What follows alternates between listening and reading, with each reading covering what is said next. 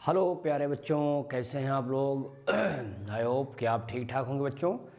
और आज हम देखने वाले हैं एक बहुत ही मज़ेदार चैप्टर होने वाला है क्लास 12th के लिए, जो कि क्लास 12th के लिए ये बच्चों का ये अपना होता है, व्यू होता है कि हाँ सर ये चैप्टर काफ़ी हार्ड होता है एंड बहुत ज़्यादा नंबर आपको बोर्ड में यहाँ से मिलते हैं। साथ ही साथ आप किसी भी कॉम्पिटिटिव एग्ज़ाम में आते हैं तो आपको यहाँ से सवाल काफ़ी देखने को मिलते हैं। राइट बेटा, हम बात करने वाले हैं, अभी आपने देखा था प्रिंसिपल ऑफ इनहेरिटेंस, ठीक है ना। सिंपल समझा था कि हाँ किस तरह से प्रिंसिपल था इनहेरिटेंस का आपने देखा। लेकिन यहाँ पर हम बात करेंगे, इनहेरिटेंस पढ़ेंगे, लेकिन याद करिएगा इसमें हम मॉलिक्यूलर को बेस बनाते हैं, यानी मॉलिक्यूलर बेसिस ऑफ इनहेरिटेंस। यानी हम अब इस मर्तबा ये नहीं देखेंगे कि बाहरी सरफेस का जीनोटाइप है कि क्या है, फिनोटाइप है, डोमिनेंस और रिसेसिव, डजंट नो। हम इस मर्तबा देखेंगे हमारे मॉलिक्यूल लेवल पर, यानी हमारे जो न्यूक्लिक एसिड हैं, हमारी जो जेनेटिक लेवल की बात होगी, यानी हमारे डीएनए की बात होगी, आरएनए की बात होगी, वो लोग किस तरह से जेनेटिक इन्फॉर्मेशन को कैरी करवाते हैं from the one generation to another generation. Right, तो सबसे पहले बात करेंगे मॉलिक्यूलर बेसिस को आधार बनाते हो तो हमको ये समझना है कि होते क्या है दोस्तों। ये एक न्यूक्लिक एसिड होता है। न्यूक्लिक एसिड मतलब हो गया जिसमें डीएनए और आरएनए होता है।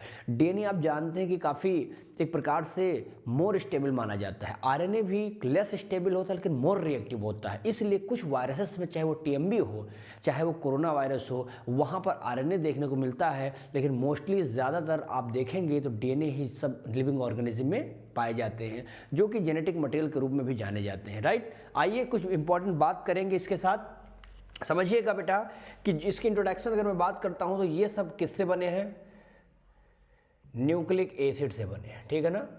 न्यूक्लिक एसिड से बने हैं। याद करिएगा बेटा, न्यूक्लिक एसिड से बना है, लेकिन इसमें एक चीज़ है कि ये एक न्यूक्लिक एसिड एक जेनेटिक मटेरियल होता है। एक क्या है, ये जेनेटिक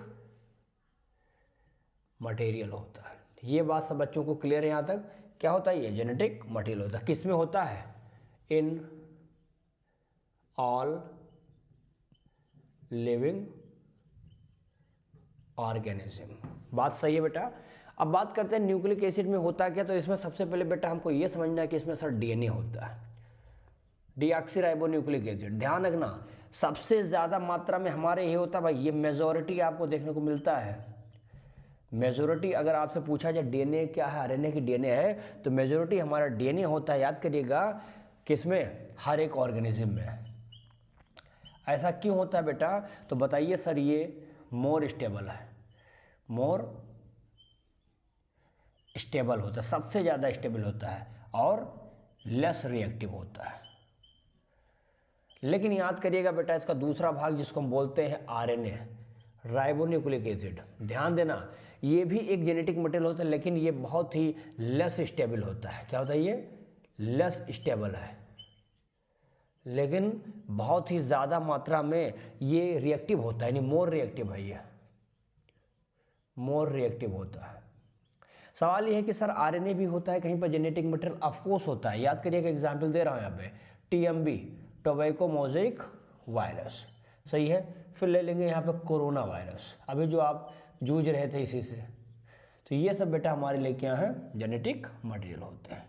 ये होते हैं कुछ स्पेशल टाइप के फ्यू वायरस होते हैं जिनके केसेस में हमको ये चीज़ें देखने को मिल जाता है।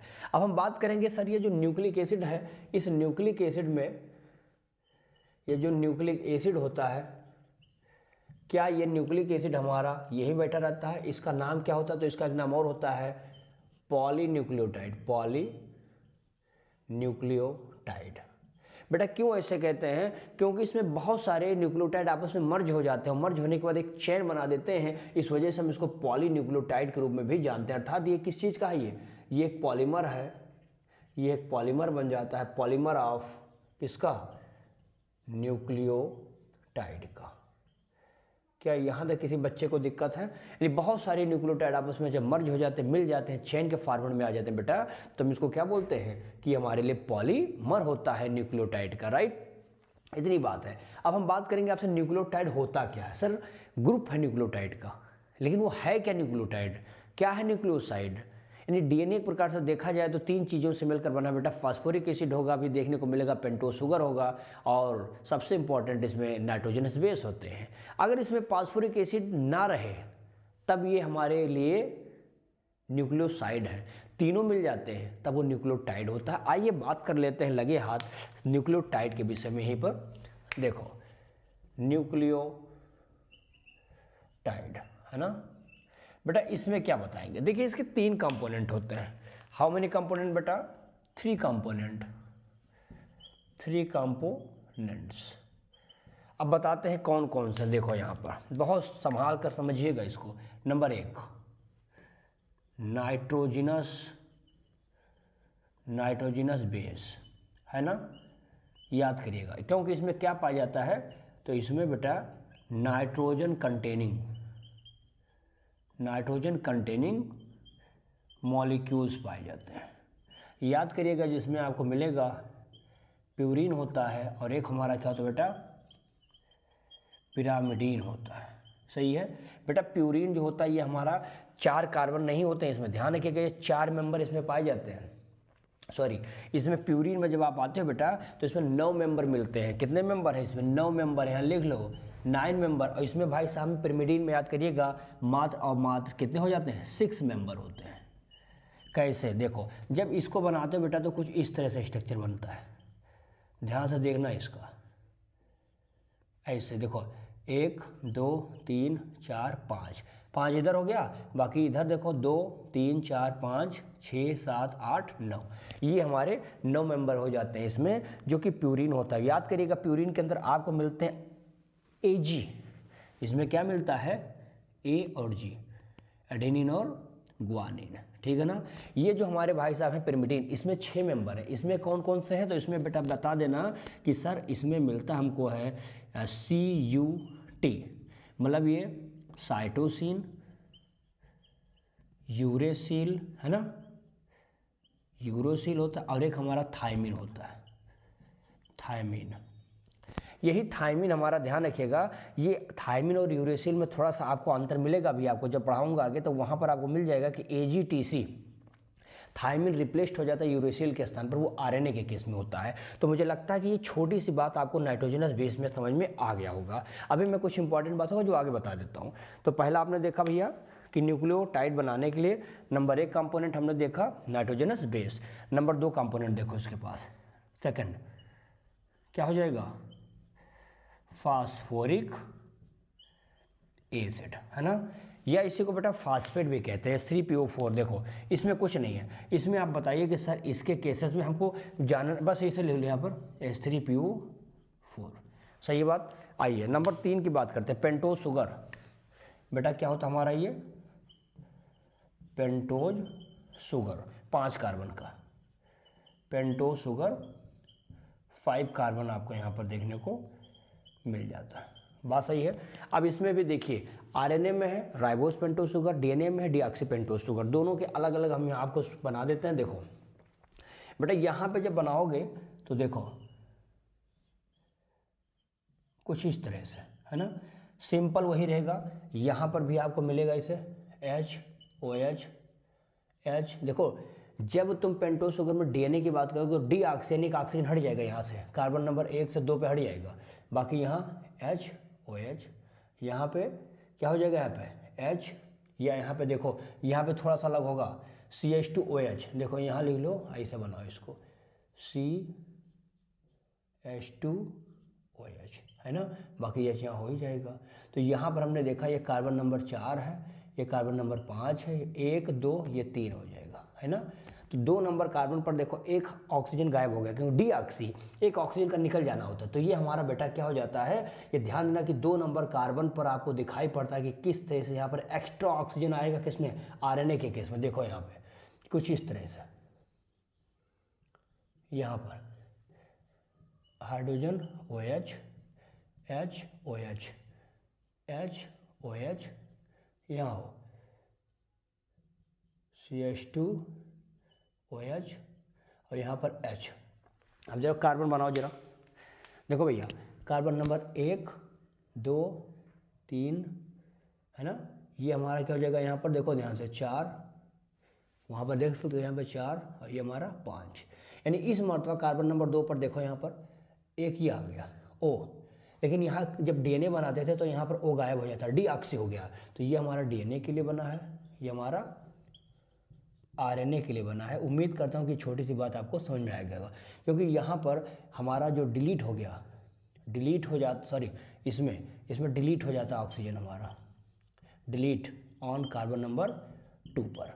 लेकिन यहाँ पर देखो डिलीट नहीं होता है, यहाँ पे एक्स्ट्रा आ जाता बेटा, extra oxygen on carbon number 2 पर। तो 2 कार्बन पर ही आ जाता है, जिससे डीएनए और आरएनए में फ़र्क करना हमारे लिए आसान हो जाता है। ये चीज़ मुझे उम्मीद है कि एक छोटी सी बात आपको यहाँ पर, छोटा सा बात हमने सिखाया है कि कैसे दोनों में ये चीज़ पाई जाती है, ठीक है ना। यहाँ पर एक बेटा बांड भी बता देता हूँ। देखो जब डीएनए की जब बात करना है ना, जब डीएनए की बात करना तो यहाँ A, T, G और C है ना, ये बता देना प्रेजेंट है। लेकिन जब बेटा यहाँ पर तुम आरएनए बताना तो यहाँ पर हो जाएगा क्या, A, U, G और C प्रेजेंट होता है ना। तो ये चीज़ें ध्यान रखना। और एक चीज़ और समझना, ये आपस में कॉम्प्लीमेंट्री बांड बनाते हैं। जैसे ये जब बात करते हो यहाँ से A और T के बीच में और यहाँ पर C और G के बीच में बांड कितना होता है, देखो बेटा यहाँ डबल बांड हाइड्रोजन का होता है, यहाँ पर ट्रिपल बांड होता है। ये मुझे लगता है कि कंप्लीट हमारा कॉम्प्लीमेंट बन के यहाँ पर रेडी हो जाता है, जिससे यहाँ पर ये चीज़ हमको समझ में आ जाता है। और यहाँ पर बेटा एन ग्लाइकोसिडिक बांड के द्वारा ये आपस में बांड आपस में क्या हो जाते हैं, सब जुड़ जाते हैं, जिसमें आपको अभी आएगा बांड, समझाता हूँ क्या है। तो मुझे लगता है कि छोटा सा भी आपने ये चीज़ समझ लिया होगा, समझ में आई बात। अब मैं आपको देखो ये सब अलग अलग है, सभी को तीनों को जोड़ देता हूँ, फिर एक न्यूक्लियोटाइड बन जाएगा, एक बनेगा। बहुत सारे न्यूक्लियोटाइड जोड़ूंगा, पॉलीन्यूक्लियोटाइड बनेगा। वही मैंने यहाँ लिखा था कि बहुत सारे न्यूक्लिक एसिड आपस में जोड़ करके क्या बनाते हैं, पॉलीन्यूक्लियोटाइड। कैसे बनेगा वो समझाने के लिए मैं आपके सामने एक देता हूँ एग्जाम्पल, जो तीनों को मर्ज करके सिखाएगा, राइट। तो पहले इसको स्क्रीनशॉट लीजिए बेटा, फिर समझा देता हूँ।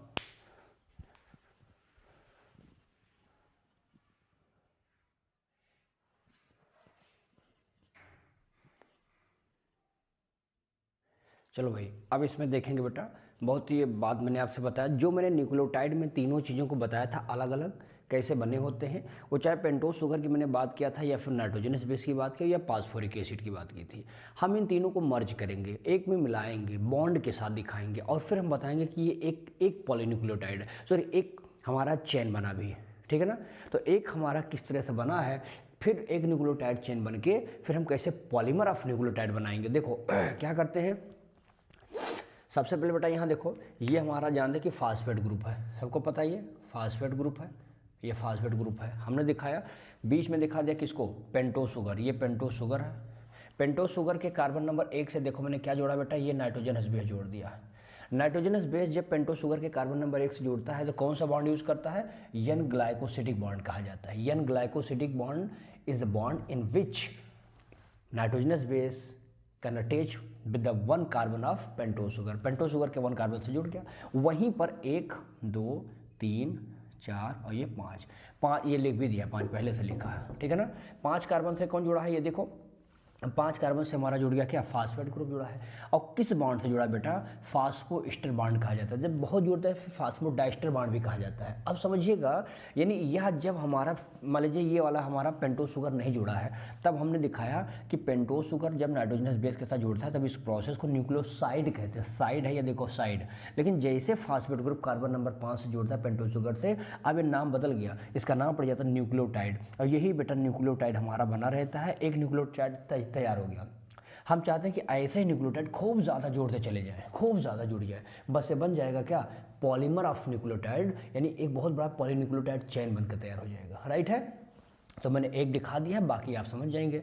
देखिए हमने बताया है बेटा कि जो शुगर होता है दिखा दिया, ये देखो कार्बन नंबर वही, उससे 5 कार्बन से फास्फेट है, 1 कार्बन से हमारा ब्लड, मतलब वो जो बेस होता है बेस पेयर जुड़ा रहता है। आप बॉन्ड जरूर ध्यान दीजिएगा कि जब बेस पेयर जुड़ा रहता है तब इसको हम एन ग्लाइकोसिडिक कहते हैं, एन ग्लाइकोसिडिक बॉन्ड है। ये जब जुड़ा रहता है तो इसका नाम क्या हो जाता है, फास्फोएस्टर बॉन्ड, फास्फोएस्टर बॉन्ड कहा जाता है। ये बॉन्ड की बात होगी। अब आइए मैं बताता हूँ, देखो हमेशा ध्यान रखिएगा कि ये जो न्यूक्लियो हमारा जो डीएनए बना है, उस डीएनए का जो फॉर्म होता है वो बी शेप का होता है, क्योंकि बी फॉर्म ऑफ डीएनए दिया है किसने, वाटसन एंड क्रिक्स ने दिया था 1953 में। डबल हेलिक्स मॉडल इन्हीं के द्वारा दिया गया था, सही है ना। क्या था, इन्होंने कहा कि डबल हेलिक्स मॉडल आपस में एंटी पैरेलल होता है, यानी एक अगर ये 5 प्राइम से जुड़ा है, तीसरा इस पे, ये अगर 3 से है तो ये 5 पे है, यानी एंटी पैरेलल है। समझ आए? बीच में हमने दिखा दिया बेस पेयर जुड़े रहते हैं। इसे कौन मदद करता है? इसका हाइड्रोजन बॉन्ड रहता है, जिसकी वजह से डीएनए में थोड़ी स्टेबिलिटी आ जाती है, मजबूती आ जाती है। वो चीज़ दिखाया गया है, जैसे 5 to 3, 3 to 5। ये बैकबोन, यहाँ पर अगर कोई पूछे कि डीएनए का बैकबोन कौन होता है, मजबूत रीढ़ की हड्डी कौन है, तो बताना शुगर है और फास्फेट ग्रुप है। यानी ये शुगर हमारा, ये और ये दोनों को मर्ज कर दो तो ये भाई लोग हमारे क्या हैं? बैकबोन है, रीढ़ की हड्डी हैं। इनके बिना हमारा डीएनए कंप्लीट कभी नहीं माना जाता है। जैसे कि यहाँ देखिए हमने डबल हेलिक्स दिखा दिया बेटा, ये देखिए क्वाइल्ड है, इस तरह से डबल हेलिक्स होता है। ये जो हमारा डायमीटर होता है, आप जानते होंगे कि डायमीटर क्या रेडियस होता है ना, इसका आधा रेडियस कर दोगे तो डायमीटर हमने दिखा दिया कि डायमीटर कितना 20 हो जाएगा। 20 एंगस्ट्रॉम है। एंटी पैरेलल 5 to गया 3 पे रुका है, 3 से गया ये 5 पे रुका है। ये भी हमारा क्या एंटी पैरेलल दिखाया गया। बीच में हमने दिखा दिया जैसे बेस पेयर है, नीले एक ब्लू कलर का, एक रेड कलर का है। तो ये अलग अलग बेस पेयर आपस में जुड़े रहते हैं। मदद किसका लेता है? हाइड्रोजन बॉन्ड का लेता है, जिसके थ्रू थोड़ी स्टेबिलिटी दिखाई पड़ती है। ये दोस्त हमारा एक टर्न होता है, यानी ये जो हमारा एक टर्न है, ये इस तरह से, दूसरा, तीसरा, इस तरह से, इस तरह से। मतलब यहाँ पर हमने ये दिखाया है कि यहाँ मतलब ये सब क्या होते हैं, ये कई सारे टर्न में से घूमे रहते हैं। तो एक टर्न जो होता है, एक टर्न में लगभग 360 डिग्री पे घूमता है, और एक टर्न को 360 पे जो होता है उसको पिच कहा जाता है। तो ये पिच होता है, यानी एक पिच में अगर आपसे पूछा जाए कितना होता है उसका साइज़, तो बताइए 34 एंगस्ट्रॉम, या इसी को 3.4 नैनोमीटर कहते हैं, क्योंकि उस एंगस्ट्रॉम को 10 से हम क्या करते हैं? डिवाइड कर देते हैं। फिर देखिएगा, अगर हम पूछें कि ये जैसे यहाँ पर हमारे बेस है, जैसे ए है, जी है, टी है, सी है, तो ये दोनों के बीच देखो, ये दो बेस पेयर के बीच की अगर गैप पूछी जाए, जगह पूछी जाए, तो कहिए कि दो नाइट्रोजनस बेस के बीच की गैप 3.4 एंगस्ट्रॉम होता है, या नैनोमीटर में लाना है तो 0.34 नैनोमीटर होता है। तो ये पूछा जाता है कि दो कंसेक्यूटिव बेस पेयर के बीच का डिस्टेंस कितना है, तो 3.4 एंगस्ट्रॉम।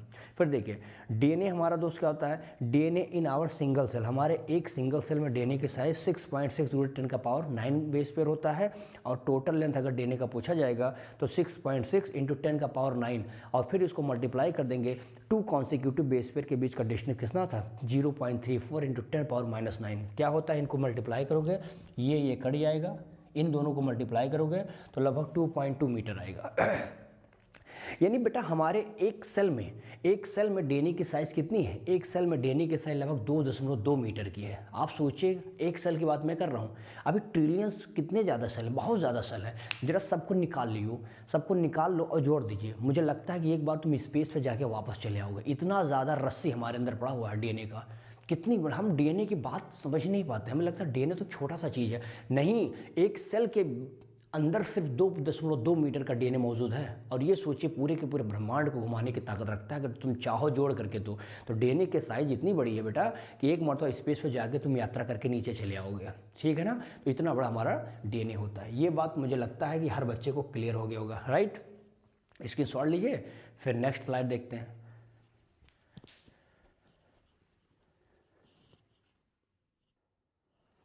चलो बेटा, अब इसमें आगे देखेंगे। सबसे पहले इसमें आप समझेंगे बेटा चारगाफ रूल क्या। देखिए, एक वैज्ञानिक थे जिन्होंने ये बताया बेटा कि जो नाइट्रोजनस बेस होता है, जिसका नाम मैंने अभी आपसे बताया एडेनिन, ग्वानिन, थायमिन और साइटोसिन, इन्होंने कहा कि A+G यानी एडेनिन ग्वानिन का रेशियो हमेशा थायमिन और साइटोसिन से होता है। ठीक है ना? अब यहाँ पे थायमिन ये रिप्लेस कर दिया जाता है, ध्यान रखिएगा, यूरेसिल में, लेकिन किस में? ये आरएनए में होता है। ये कहा जाता है कि इन दोनों का जो रेशियो होगा इसके बराबर होगा, अर्थात इनका वैल्यू हमेशा 1 होता है। ये चारगाफ रूल के अकॉर्डिंग माना जाता है। ठीक है, आगे बात करते हैं, कुछ नोट है जिससे फ्रेडरिच मैसर साहब ने 1869 में एक रूल दिया था, एक नियम बताया। इन्होंने आइसोलेट किया था डीएनए को, और डीएनए को जब आइसोलेट किया तो उसका नाम इन्होंने दे दिया था क्या? न्यूक्लिन कहा था। और बाद में इसी को न्यूक्लियस में देखा गया, किसमें? न्यूक्लियस ऑफ पस सेल, यानी जो मवाद होता है ना उसके सेल में सबसे पहले इन्होंने इसको फ्रेडरिक मैसर साहब ने ढूंढा था डीएनए को। ठीक है, आगे अल्टमान एक वैज्ञानिक थे जिन्होंने आइडेंटिफाई किया था उस डीएनए की जो नेचर है, एसिडिटी नेचर। तो एसिडिटी नेचर को फाइंड आउट किया था अल्टमान साहब ने डीएनए का, जिसके आधार पर नाम दे दिया था न्यूक्लिक एसिड। तो आज आप न्यूक्लिक एसिड, मैंने शुरुआत में बताया था न्यूक्लिक एसिड कहा जाता है, जिसमें डीएनए और आरएनए था। क्यों कहा गया? ये अल्टमान की योगदान थी। दोनों चेन हमेशा ध्यान दीजिएगा कि क्वाइल्ड होते हैं हमेशा राइट साइड से, सो राइट हैंड फैशन में ये क्या होते हैं? ये मूव करते हैं, यानी क्वाइल्ड कर जाते हैं। समझ में आई बात। अगला आता है बेटा packaging of DNA. DNA helix जो होता है बेटा, इसकी पैकेजिंग की क्यों आवश्यकता पड़ती है? आप जानते हैं कि हमारा जो न्यूक्लियस है 0.6, इतना छोटे से अमाउंट में इतना लंबा 2.2 मीटर का डीएनए को पैक करना पड़ता है, क्योंकि आपको पता है कि धागा है, धागा जैसे ये है, पतंग उड़ाई है, पतंग उड़ाते चले जाए तो धागा 10 किलोमीटर दूर चला गया, बाद में क्या करते हो, एक चरखा होता है, उस चरखे पे ऐसे से लपेट देते हो, है ना। तो देखो इतना लंबा धागा मात्र इस छोटे से एरिया में कितने ईजिली आप देखेंगे रैप्ट हो जाता है, इसे पता भी नहीं चलता है, खुलता है तब तो 5 किलोमीटर दूर जाता है। तो आपने क्या किया है, एक बहुत बड़ा चीज़ को एक बहुत छोटे से जगह में एडजस्ट कर दिया है, यानी उसको सिस्टमेटिक तरीके से व्यवस्थित तरीके से क्या करना है, एक स्थान में फिक्स कर देना, जिससे नुकसान ना हो। अदरवाइज वो अपने साइटोप्लाज्म में क्या रहता है, स्कैटरिंग करेगा, घूमता रहेगा इधर उधर। जैसे अभी प्रोकैरियोट में, ई कोलाई में देखेंगे ही देखेंगे। प्रोकैरियोट में जब बात करते हो ना, तो क्या होता है, जब ई कोलाई के केस में आते हो तो यहाँ पर बेटा ये उसका साइटोप्लाज्म में बिल्कुल बिखरा रहता है, तो बड़ा नुकसान हो जाता है। होता क्या है कि इसमें जो नेगेटिव चार्ज अच्छा एक चीज़ और, डीएनए पर नेगेटिव चार्ज क्यों होता है बेटा, due to the phosphoric acid की वजह से। तो ये जो हमारा फास्फोरिक एसिड होता है, इसकी वजह से डीएनए पर नेगेटिव चार्ज होता है। और जो प्रोटीन होता है हमारे प्रोकैरियोट में, ये पॉजिटिव होता है, उस प्रोटीन के साथ में ये डीएनए हमारा जो नेगेटिव चार्ज है वो रैप्ट हो जाता है, और रैप्ट होने के बाद एक स्ट्रक्चर का फॉर्मेशन करता है, जिसका नाम पड़ जाता है बेटा न्यूक्लियोइड कहा जाता है। तो ध्यान देना, आपने पढ़ा भी होगा कि कभी भी प्रोकैरियोट में न्यूक्लियस नहीं पाया जाता, न्यूक्लियस के स्थान पर न्यूक्लियोइड पाया जाता है, जिसमें क्या है, डीएनए नेगेटिव चार्ज और पॉजिटिव चार्ज का प्रोटीन दोनों आपस में रैप्ट हो जाते हैं, लिपट जाते हैं, लिपटने के बाद उसी में मूव करते रहते हैं। तो ये प्रोसेस है, एक स्ट्रक्चर तैयार होता है जिसका नाम न्यूक्लियोइड होता है। आइए बात करते हैं यूकैरियोट के केसेस में, नहीं हम सब इसी में आते हैं। इसमें डीएनए पर नेगेटिव चार्ज है, जो पॉजिटिव चार्ज हिस्टोन प्रोटीन के साथ, नाम बदल गया, हिस्टोन प्रोटीन पॉजिटिव चार्ज के साथ रैप्ट हो जाता है। क्यों ऐसा है, क्योंकि due to the basic amino acid, उसमें बेसिक अमीनो एसिड पाए जाते हैं, जिसमें लाइसिन और आर्जिनिन पाया जाता है। तो लाइसिन और आर्जिनिन के नाम से ही वो हमारा जो है हिस्टोन प्रोटीन के नाम से बन जाता है, जो कि इसके पास कौन सा है, वो एक बेसिक अमीनो एसिड होता है। आप जानते हैं कि वो जो अमीनो एसिड होता है ये स्ट्रक्चर तैयार करता है, जिसका नाम पड़ जाता है न्यूक्लियोसोम कहा जाता है। क्या होता है, न्यूक्लियोसोम होता है, और वह उसमें 200 बेस पेयर के डीएनए आपस में पाए जाते हैं। तो डीएनए के कितने बेस पेयर हैं, 200 न्यूक्लियोसोम में। इसमें आप देखेंगे कई प्रकार के हैं, H2A, H2B, H3, H4 और H1। तो ये हमारा केवल लिंक करता है, जिससे हमारा डीएनए प्रोटीन को जोड़ सके। जैसे ये डीएनए है और ये प्रोटीन है, दोनों आपस में लिंक करने वाला जो हमारा होगा प्रोटीन H1 होता है।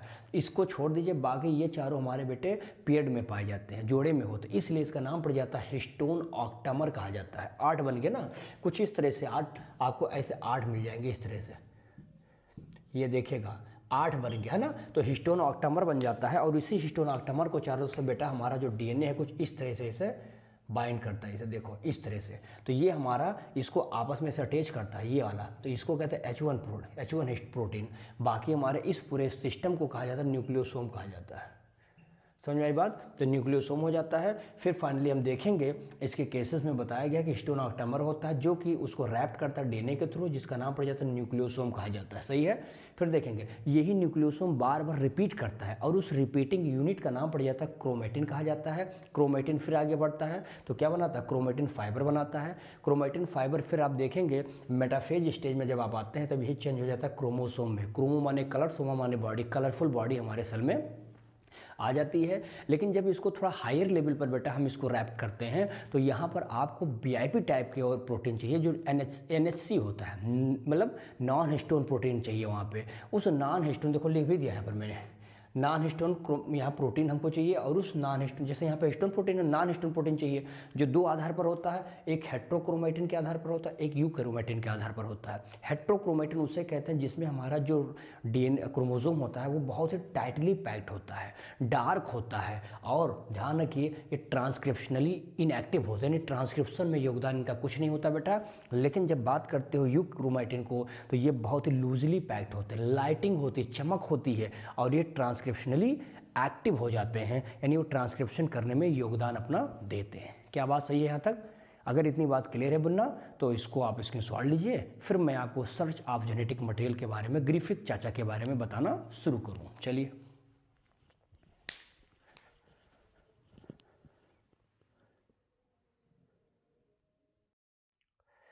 चलो भैया अब आगे देखेंगे बेटा इसमें हम सर्च ऑफ जेनेटिक मटेरियल, यानी कि अब हम देखने वाले हैं कि दोस्त जेनेटिक मटेरियल होता क्या है, डीएनए है कि आरएनए है कि प्रोटीन है कि क्या है। उन चीज़ों को जानने के लिए बहुत सारे अपने अपने साइंटिस्ट आए जिन्होंने अपने अपने रूल दिए। जैसे इसमें अगर मैं बात करता हूँ तो हम बात करेंगे इसमें किसका, सबसे पहले हम बात करेंगे ग्रिफिथ साहब की। क्या है? ग्रिफिथ का ट्रांसफॉर्मेशन एक्सपेरिमेंट, ट्रांसफॉर्मेशन एक्सपेरिमेंट। बेटा ये होता क्या है पहले यही मैं समझाता हूँ, ध्यान से देखिएगा। देखिए ग्रिफिथ ने बेटा क्या किया था, एक बैक्टीरिया ग्रो कराया था जो निमोनिया काज करता था। इस निमोनिया काज करने वाले को हम बोलते हैं डिप्लोकोकस, डिप्लोकोकस, या इसी को हम लोग बोल सकते हैं डिप्लोकोकस के अलावा स्ट्रेप्टोकोकस, स्ट्रेप्टोकोकस निमोनिया, निमोनिया है ना। ये चीज़ ध्यान रखना, ये क्या करता है बेटा, ये ध्यान रखना, ये निमोनिया करता है, निमोनिया करता है। इन्होंने जो ग्रोथ कराया था 2 स्ट्रेन इनको मिले थे, 2 स्ट्रेन। एक मिला था बेटा एस स्ट्रेन अर्थात स्मूथ, क्योंकि इसके ऊपर क्या है, पॉलीसैकेराइड की एक परत पाई जाती है। और एक बेटा हमारा होता है रफ, यानी आर स्ट्रेन होता है, आर स्ट्रेन होता है जिसको रफ कहते हैं, समझ आई बात ना। आर स्ट्रेन होता है जिसमें क्या होता है, लैक ऑफ पॉलीसैकेराइड कोट। इनके पास पॉलीसैकेराइड की कोट क्या होती है, एब्सेंट होती है बेटा। और एब्सेंट हो जाने की वजह से ध्यान रखना कि ये हमारे कैसे होते हैं, नॉन वायरुलेंट है, नॉन वायरुलेंट। लेकिन ये कैसा है, ये खतरनाक है भैया, ये वायरुलेंट है। निमोनिया करने वाला यही यस वाला है, आर वाले के पास दम ना हवे, ये ध्यान रखना। सबसे पहले एक्सपेरिमेंट जब किया था तो किस पे चेक किया था, माइस पर किया था। देखो क्या किया गया, इन्होंने कहा कि साहब हम क्या करेंगे, माइस लेंगे और माइस को हम इंजेक्शन कर देंगे, यानी माइस को ले करके हम करेंगे इसके ऊपर इंजेक्शन ऑफ आर स्ट्रेन। जरा ध्यान से बताओ, क्या आर स्ट्रेन कहीं रोग करता है? ये तो नॉन वायरुलेंट है, तो माइस क्या हो जाएगा, माइस जिंदा हो जाएगा, माइस सर्वाइव कर जाएगा, माइस क्या कर लेगा, सर्वाइव कर लेगा। देखो दूसरे नंबर पे आइए, इसी माइस को लीजिए और माइस के ऊपर हम दोस्त क्या करेंगे, माइस को हम लगा देंगे इंजेक्शन ऑफ, इस बार आर नहीं यस स्ट्रेन का। बताओ भैया यस वाला ऑलरेडी हमारा वायरुलेंट है, तो माइस क्या हो जाएगा, मर जाएगा, यानी माइस यहाँ पे डेड हो जाएगा। ये बात समझ आई बात, ठीक है। चलिए अब आगे देखेंगे, डेड कहिए इन्फेक्टेड कहिए कुछ भी कह सकते हैं। अब थोड़ा सा ट्रिक बदल दिया इन्होंने कहा साहब ऐसा करेंगे हम लोग इस बार कि माइस तो लेंगे और इसके ऊपर हम क्या करेंगे, हीट किल्ड एस स्ट्रेन ले लेंगे। यानी एस स्ट्रेन जो वायरुलेंट था, जो रोग करता था, अब हम उसको गर्म कर देंगे, यानी उसको बिल्कुल डिनेचर कर देंगे। अब उसके पास देखेंगे तो रोग करने वाला कोई वायरुलेंट नहीं बचेगा, अर्थात अभी भी माइस क्या कर पाएगा, सर्वाइव कर लेगा, ठीक है ना। चौथे स्टेप में क्या किया, माइस को लिया और माइस के साथ साथ इन्होंने दोस्त क्या किया, हीट किल्ड यस लिया, यस स्ट्रेन और प्लस आर स्ट्रेन ले लिया। इस बार दोस्तों माइस क्या हो गया, इन्फेक्टेड हो गया, यानी माइस हमारा मर गया, इन्फेक्टेड। सवाल ये है कि सर जब आर लिया था तब तो मरा था, यहाँ पे यस लिया तब गर्म कर दिया, यस को मर गया, लेकिन इस बार माइस के पास हीट किया वही वाला है, बस आर को केवल ऐड कर दिया तो फिर क्यों मर गया।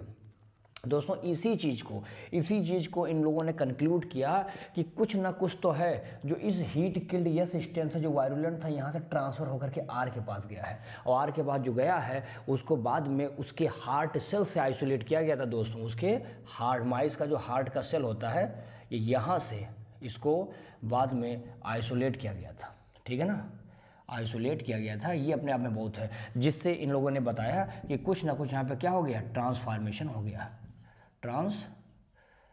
या सीधा का ट्रांसफार्मिंग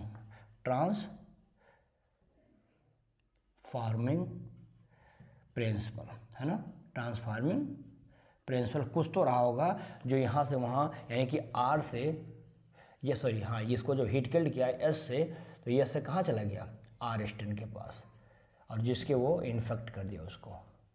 ये बात समझ में आई। तो ध्यान रखना, सभी बच्चों को क्लियर करना है आपको कि इस प्रकार से ये इन्फेक्शन आगे यहाँ पर फैलना शुरू कर दिया था। अब इसके बाद दोस्तों इसके बायोकेमिकल नेचर को कोई नहीं जान पाया, तब बायोकेमिकल नेचर को बताने वाले कुछ स्पेशल साइंटिस्ट आए थे। बायोकेमिकल जो कैरेक्टर्स था ऑफ ट्रांसफार्मिंग का, ऑफ ट्रांसफार्मिंग प्रिंसिपल का। दोस्त इसके लिए 2-3 महान वैज्ञानिक थे जिसका नाम जान लीजिए, बहुत है इसके लिए, कि इन लोगों ने उसके बायोकेमिकल नेचर को देखा था कि आरएनए गया था कि डीएनए गया था कि प्रोटीन गया था। इसके लिए दोस्त मैकॉल्डी साहब जैसे बहुत सामान 1933 से लेकर के 44 तक के बीच में बेटा यहाँ पर अबेरी साहब थे। अबेरी के साथ मैकॉल्डी या मैक्लियोड एंड मैककार्टी। दोस्तों इन लोगों ने क्या किया, ये फाइंड किया था, क्या केमिकल नेचर, क्या किया था, केमिकल नेचर को फाइंड आउट किया था। और इस प्रकार से ग्रिफिथ का जो एक्सपेरिमेंट था, ध्यान रखिए ग्रिफिथ का जो एक्सपेरिमेंट था, इस ग्रिफिथ के एक्सपेरिमेंट के अंदर जो भी ट्रांसफार्मिंग सिस्टम था उसके केमिकल नेचर को पता करने के लिए 1933 से 44 के बीच में अबेरी, मैक्लियोड एंड मैककार्टी नाम के वैज्ञानिकों ने इस पर रिसर्च किया और उन्होंने कुछ विशेष प्रकार के एंजाइम का इस्तेमाल किया। जैसे आरएनए को डाइजेस्ट अगर करना है तो इन्होंने आरएनएज का यूज कर दिया था, प्रोटीन को करना है प्रोटीएज, है ना भाई, और अगर डीएनए को चाहिए तो डीएनएज एंजाइम।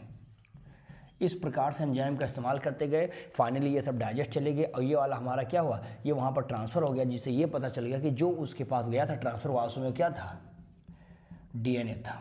ठीक है ना, ये इंपॉर्टेंट था, इसलिए ध्यान रखिएगा कि DNA is responsible for the transfer. उसके अंदर जो ट्रांसफरिंग करने की ताकत थी वो ट्रांसफॉर्मेशन किसका था, डीएनए का था, ये ध्यान रखना है। अब इसके बाद दोस्तों हम एक आपको एक्सपेरिमेंट बताते हैं हार्शी एंड चेजे साहब का, जो बहुत ही प्रसिद्ध है। इसमें देखो बहुत इजी है इनका, हार्शी एंड चेजे एक्सपेरिमेंट, ठीक है ना, बहुत आसान है। इन्होंने बस एक बैक्टीरियोफेज को लिया था और बैक्टीरिया के अंदर क्या कर दिया था, उसको इन्फेक्ट किया था। बहुत आसान है, समझाता हूँ। देखो दोस्तों इन्होंने एक यहाँ पर ऐसे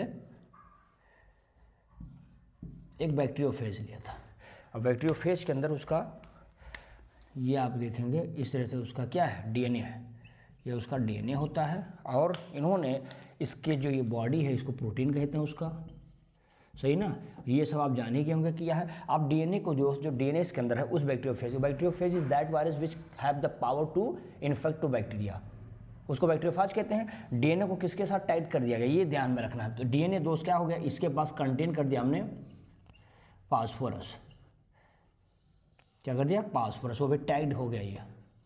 ये हमारा tagged with radio active P32, ध्यान देना P32 के साथ हो गया। और जो बैक्टीरियोफेज का दोस्त हमारा ये वाला भाग था, इसमें ध्यान रखिए इसके पास सल्फर हमने ऐड कर दिया और इसको टैग्ड कर दिया गया किसके साथ, रेडियो एक्टिव सल्फर 35, है ना, सल्फर 35। अब ध्यान देना दोस्तों, आपको ये समझना है कि जैसे ये मान लो बैक्टीरियोफेज हो गया, अब इस बैक्टीरियोफेज को हमने क्या किया, इन्फेक्शन करवाना है किसके अंदर, बैक्टीरिया के अंदर।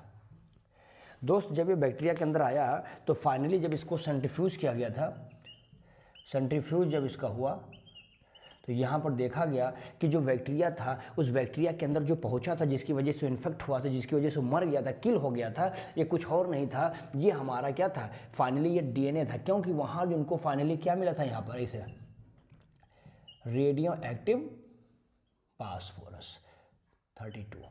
और जब फास्फोरस मिल गया, बस इनको पता चला कि फास्फोरस को तो टाइप किया गया था किसके साथ, डीएनए के साथ, जिससे इन्होंने कंफर्म कर दिया कि दोस्त वो कुछ और नहीं होता है, वो डीएनए ही था जो वहाँ से ट्रांसफ़र हो गया। यानी कुल मिला के इनको ट्रांसफॉर्म करने का ट्रिक देखना था कि कौन है, फास्फोरस में गया था या प्रोटीन है या फिर डीएनए है। तो फाइनली जब इनको फास्फोरस मिल गया लास्ट में सेंट्रीफ्यूज के दौरान, तो उन्होंने जान लिया कि हाँ भाई इसमें तो क्या है, डीएनए ही पाया जाता है। क्लियर है यहाँ तक?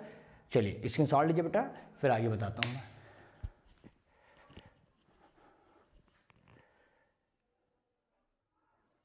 चलो भाई, अब इसमें देखिए बेटा, इसमें क्या बताया गया है। सबसे पहले आपको ये समझना है कि आरएनए वर्ड क्या है। आरएनए वर्ड का मतलब होता है कि हमको आरएनए राइबोन्यूक्लिक एसिड समझना है। आपको पता है दोस्तों कि डीएनए हमारा एक प्रकार से बहुत ही स्टेबल होता है जेनेटिक मटेरियल, जो कि हर जगह पाया जाता है, लेकिन रिएक्टिव थोड़ा सा ये क्या होता है, कम होता है। आरएनए एक पहला ऐसा जेनेटिक मटेरियल होता है जो अर्थ पे पाया जाता है, हालांकि इसे इवॉल्व हुआ हमारा डीएनए, ये बहुत ही कह लीजिए ज़्यादा रिएक्टिव होता है, लेकिन स्टेबिलिटी क्या है इसकी, कम होती है। इसमें आपको एक ऑक्सीजन कार्बन नंबर 2 पर मिलेगा, जब पेंटोस शुगर पड़े होंगे तो वहाँ पर आपको मिलेगा, जिसकी वजह से थोड़ा रिएक्टिविटी भी इसकी डाउन रहती है। साथ ही साथ इसके कई सारे फॉर्म होते हैं, जैसे mRNA, मैसेंजर आरएनए होता है जो मैसेंजर का काम करता है, सूचनाओं को यहाँ से वहाँ ले जाने की इन्फॉर्मेशन इसके हवाले होती है। फिर हम देखेंगे एक आरएनए होता है, राइबोसोमल आरएनए होता है। जब अभी पढ़ाऊँगा, जब ये एमआरएनए बनता है तो इस एमआरएनए पर आपको इस पर राइबोसोम को इस तरह से ला के बैठा दिया जाता है, जिससे ये क्या करता है, ये एमआरएनए है एक जगह देता है, उस जगह पर आकर के राइबोसोमल आरएनए आ जाता है जो 17 और उसके अकॉर्डिंग होगा। फिर हम देखेंगे ये काम भी करता है, ये स्ट्रक्चरल का रूप भी धारण करता है, साथ ही साथ एक कैटालिटिक के फॉर्म में भी काम करता है, उस कैटालिटिक या एंजाइमेटिक रूप से भी काम करता है, जिसको राइबोजाइम के नाम से भी जाना जाता है। एंड द लास्ट वन इसका होता है tRNA, transfer RNA. Transfer RNA का मतलब ऐसा होता है कि ये क्या करता है कि यहाँ पर टीआरएनए आता है, इसे अडाप्टर की तरह इसे होता है, देखो ऐसे, यानी ये साइटोप्लाज्म से दोस्त यहाँ से पकड़ पकड़ के क्या लाएगा, यहाँ से वो पकड़ पकड़ के जो है अमीनो एसिड पकड़ेगा और कुल मिलाकर एक साइड से साइटोप्लाज्म से पकड़ेगा और एक साइड में यहाँ पर रीड भी करेगा एमआरएनए पर आकर के। तो दो काम करता है, एक तरीके से एक काम वहाँ से पकड़ के लाता है, सेकंड इसका एंड जो होता है उसको रीड करता है, उसी के अकॉर्डिंग प्रोटीन बनना शुरू हो जाता है। तो ये हमारा 3 फॉर्म होते हैं। फिर देखेंगे डीएनए रेप्लिकेशन क्या होता है। देखिए डीएनए रेप्लिकेशन या हम कह लीजिए इसको सेमी कंजर्वेटिव भी कहा जाता है, डीएनए सेमी कंजर्वेटिव होता है इसमें।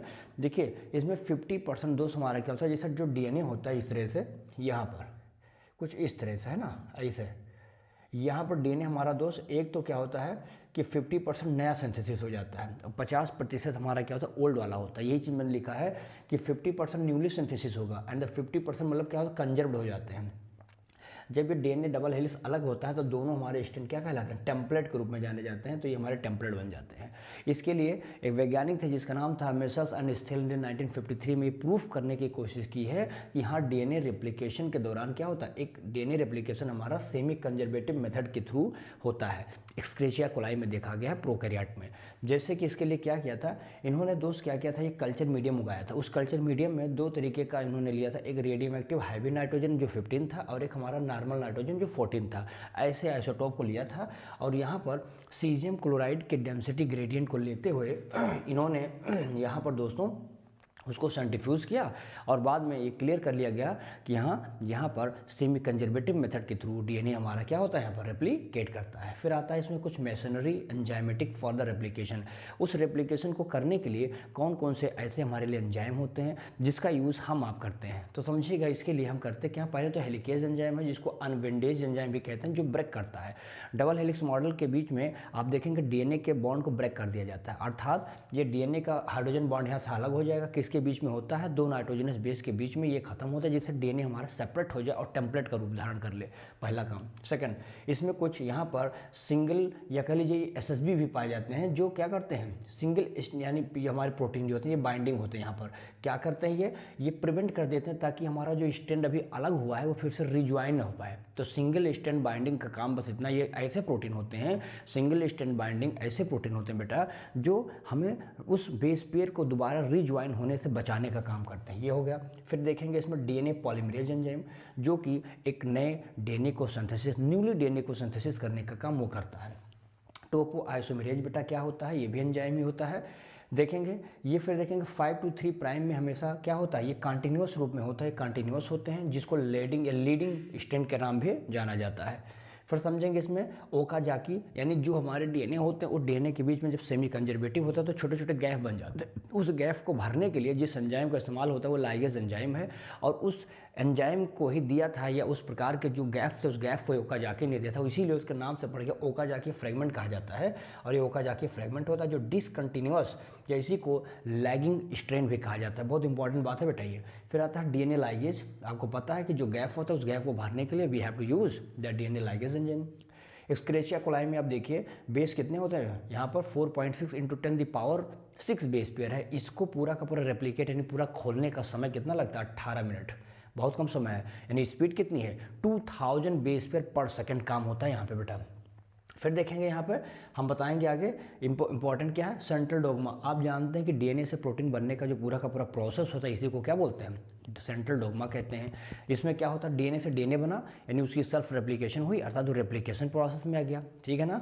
अब देखिएगा फिर आगे ये क्या करेगा, ट्रांसक्रिप्शन करेगा यानी एमआरएनए बनाएगा, आरएनए बनाएगा, ट्रांसक्रिप्शन हो गया, इससे फिर बनेगा प्रोटीन। प्रोटीन बनाने के प्रोसेस को क्या बोलते हैं बेटा, ट्रांसलेशन कहते हैं। तो ट्रांसलेशन बन जाता है। ये पूरा चक्र जो चलता आता है इसी को हम लोग बोलते हैं सेंट्रल डोग्मा कहते हैं। कुछ ऐसे वायरस होते हैं बेटा जैसे रेट्रो वायरस होता है, इसमें रिवर्स ट्रांसक्रिप्टेज एंजाइम लगता है, अर्थात उल्टा चलता है, डीएनए से आरएनए से डीएनए तैयार हो जाता है। तो ये भी हमारे लिए इंपॉर्टेंट है, समझना है आपको। सही है, इसके सॉल्व लीजिए, फिर आगे बात करते हैं।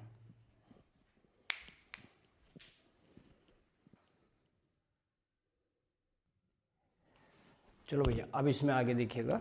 अब इसमें हम आपको बताएंगे ट्रांसक्रिप्शन। आपने ट्रांसक्रिप्शन में देखा है कि किस तरह से डीएनए से आरएनए और उसी आरएनए के बनने के प्रोसेस को क्या बोलते हैं, ट्रांसक्रिप्शन कहते हैं।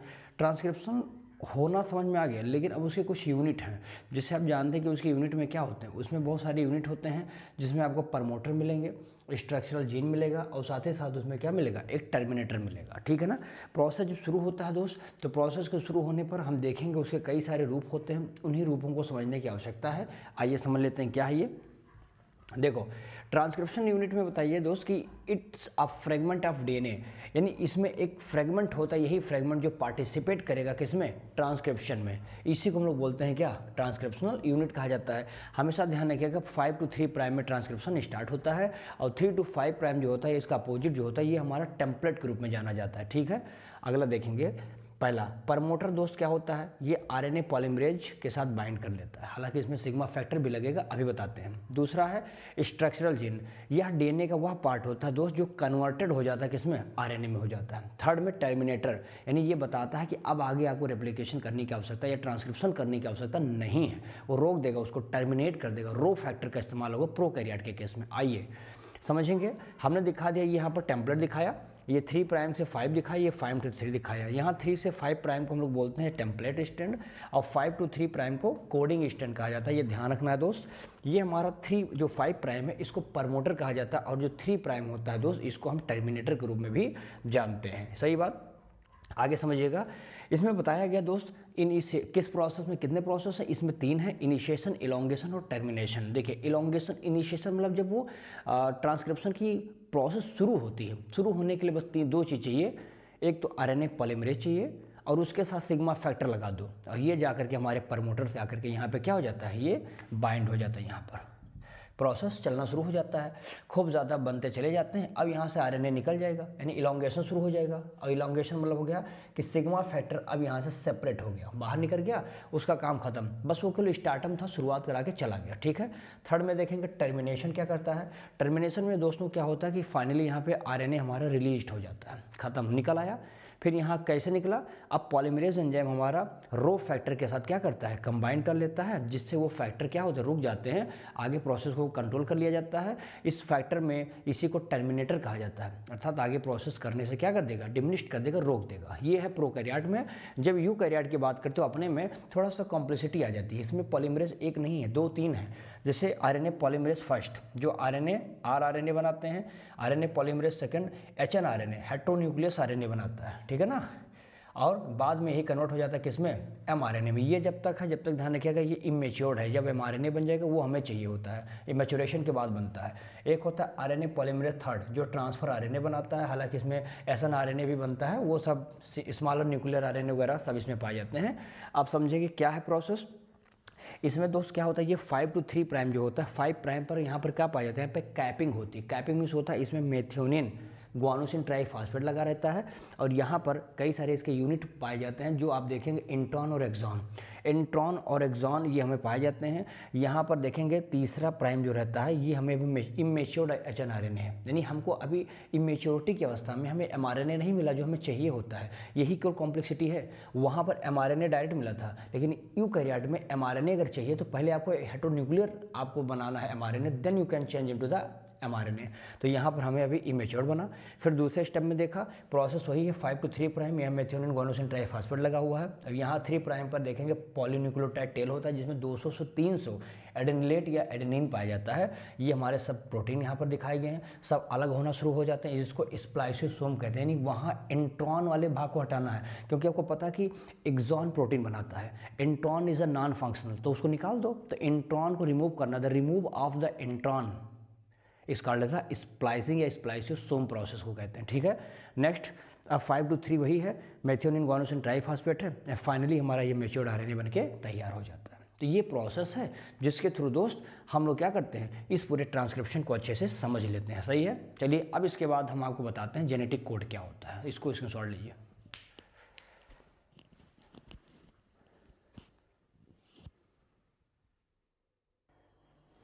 चलो बेटा, अब हम इसमें समझेंगे कि जेनेटिक कोड क्या होता है। देखिए, जेनेटिक कोड बेटा वो होता है जिससे आपको पता है कि हमारी बॉडी में 20 अमीनो एसिड पाए जाते हैं, 10 हमारी बॉडी खुद सिंथेसिस करती है और 10 हमको बाहर से खाने पीने पर मिल जाता है।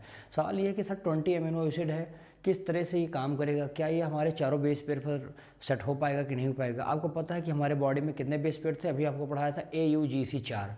तो हमने बताया कि यह जो जैसे देखो DNA और RNA का लैंग्वेज क्या होता है, इसको रीड करना है तो ये ज़रूरी है कि इसका लैंग्वेज हमारा न्यूक्लियोटाइड होता है। प्रोटीन का लैंग्वेज क्या होता है, अमीनो एसिड होता है। सबके लैंग्वेज अपने अलग होते हैं, पढ़ने का तरीका सबका अलग होता है। कुछ लोग देखो इंग्लिश में पढ़ लेते हैं, हिंदी में पढ़ लेते हैं, मराठी में पढ़ लेते हैं, तो सबके पढ़ने का तरीका सलीका अलग होता है।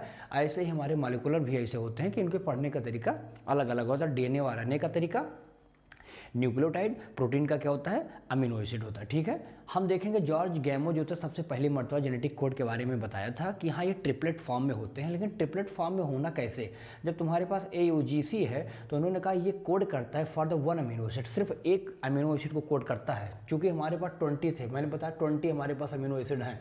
कैसे पता कर पाओगे, ईच अगर 4 बेस है, एक एक का जोड़ा बनाओगे तो 4 आएगा, हमको 20 लाना है। अगर 2-2 का जोड़ा बनाओगे तो 16 आ जाएगा, लेकिन कम हो गया, हमको कम नहीं चाहिए, ज़्यादा चाहिए, कम नहीं चाहिए। फिर हमने क्या किया, 3-3 का जोड़ा बनाया तो 4 का पावर 3, 4 चौक 16 चौका 64, टोटल 64 आ गया, जिसमें 61 हमारे अमीनो एसिड क्या करते थे, कुछ बनाते थे। 3 हमारे ऐसे थे जो कुछ नहीं बनाते थे, वो नॉनसेंस प्रोडान में आते थे। कौन कौन है वो, UAA, UGA, UAG, ये 3 होते हैं। हम UAA को क्या बोलते हैं, क्वेकर बोलते हैं, UGA को क्या बोलते हैं, कोपाल बोलते हैं, और हमारा UAG क्या होता है, कैम्बर कहा जाता है। तो इसका नाम भी याद कर लीजिएगा।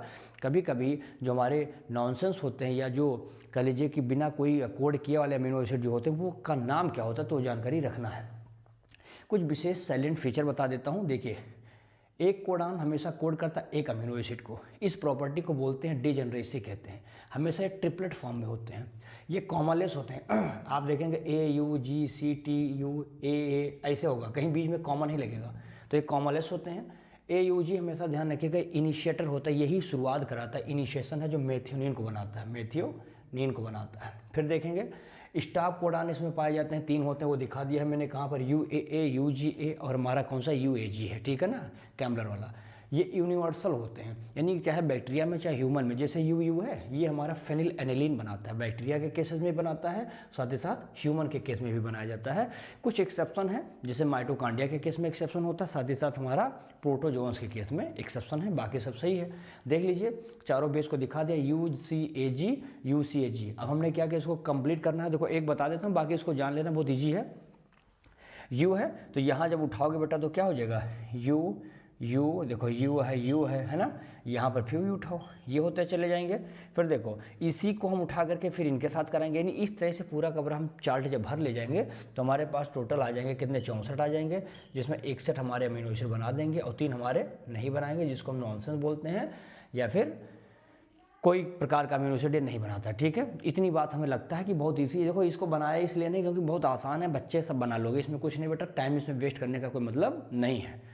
बुक में भी NCERT में आप देख सकते हैं, सारी चीज़ें दी गई हैं। तो इतना हो गया। चलिए अब इसके बाद हम समझेंगे ट्रांसलेशन, जो सबसे लास्ट इस चैप्टर का हो। ट्रांसलेशन है, ह्यूमन जीनोम प्रोजेक्ट है और DNA फिंगरप्रिंटिंग, जो इंपॉर्टेंट पार्ट बचे हैं इसको देखते हैं, फिर चैप्टर क्लोज करते हैं। राइट, तो पहले आप इसकी सार ले लीजिए, फिर हम इसकी बात करते हैं। चलिए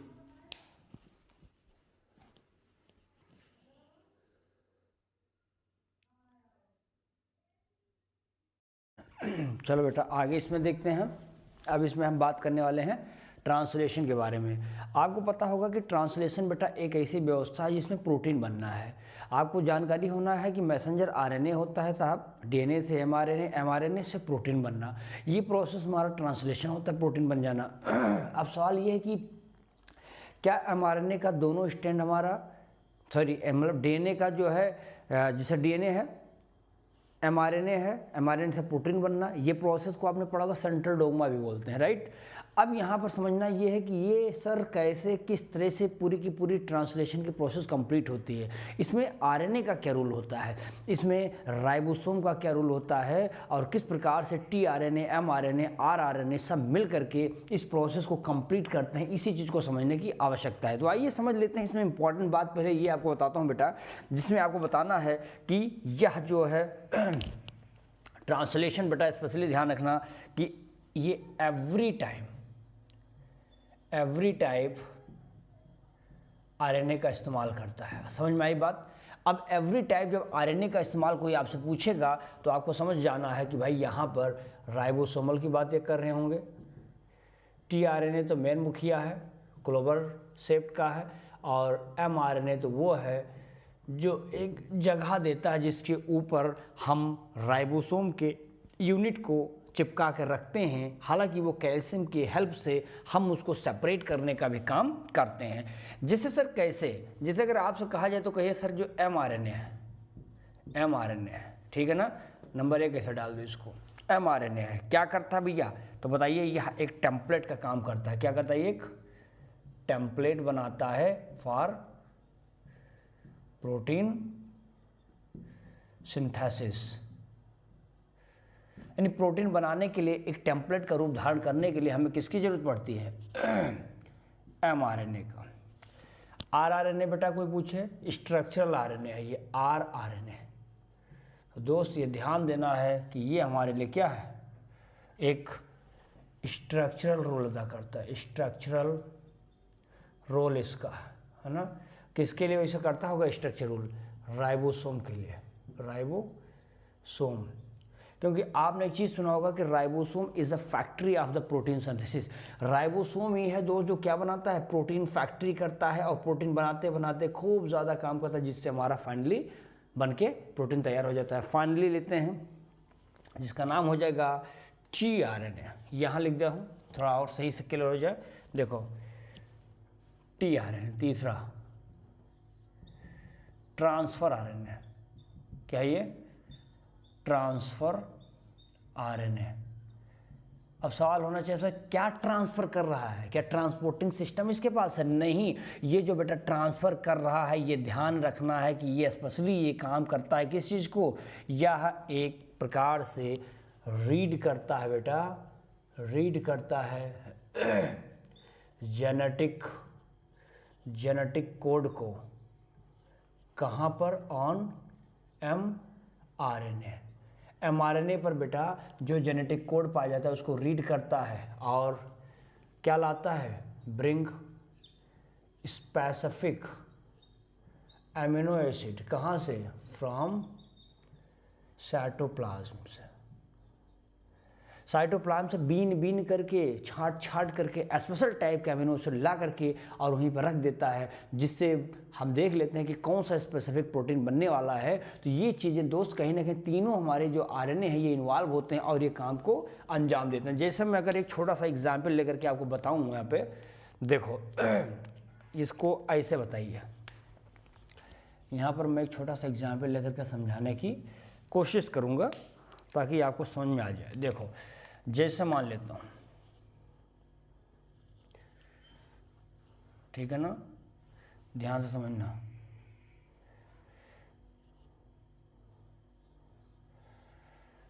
मैंने इस तरह से कुछ एक दिखाया है स्ट्रक्चर, अभी आपको बताता हूँ क्या है ये।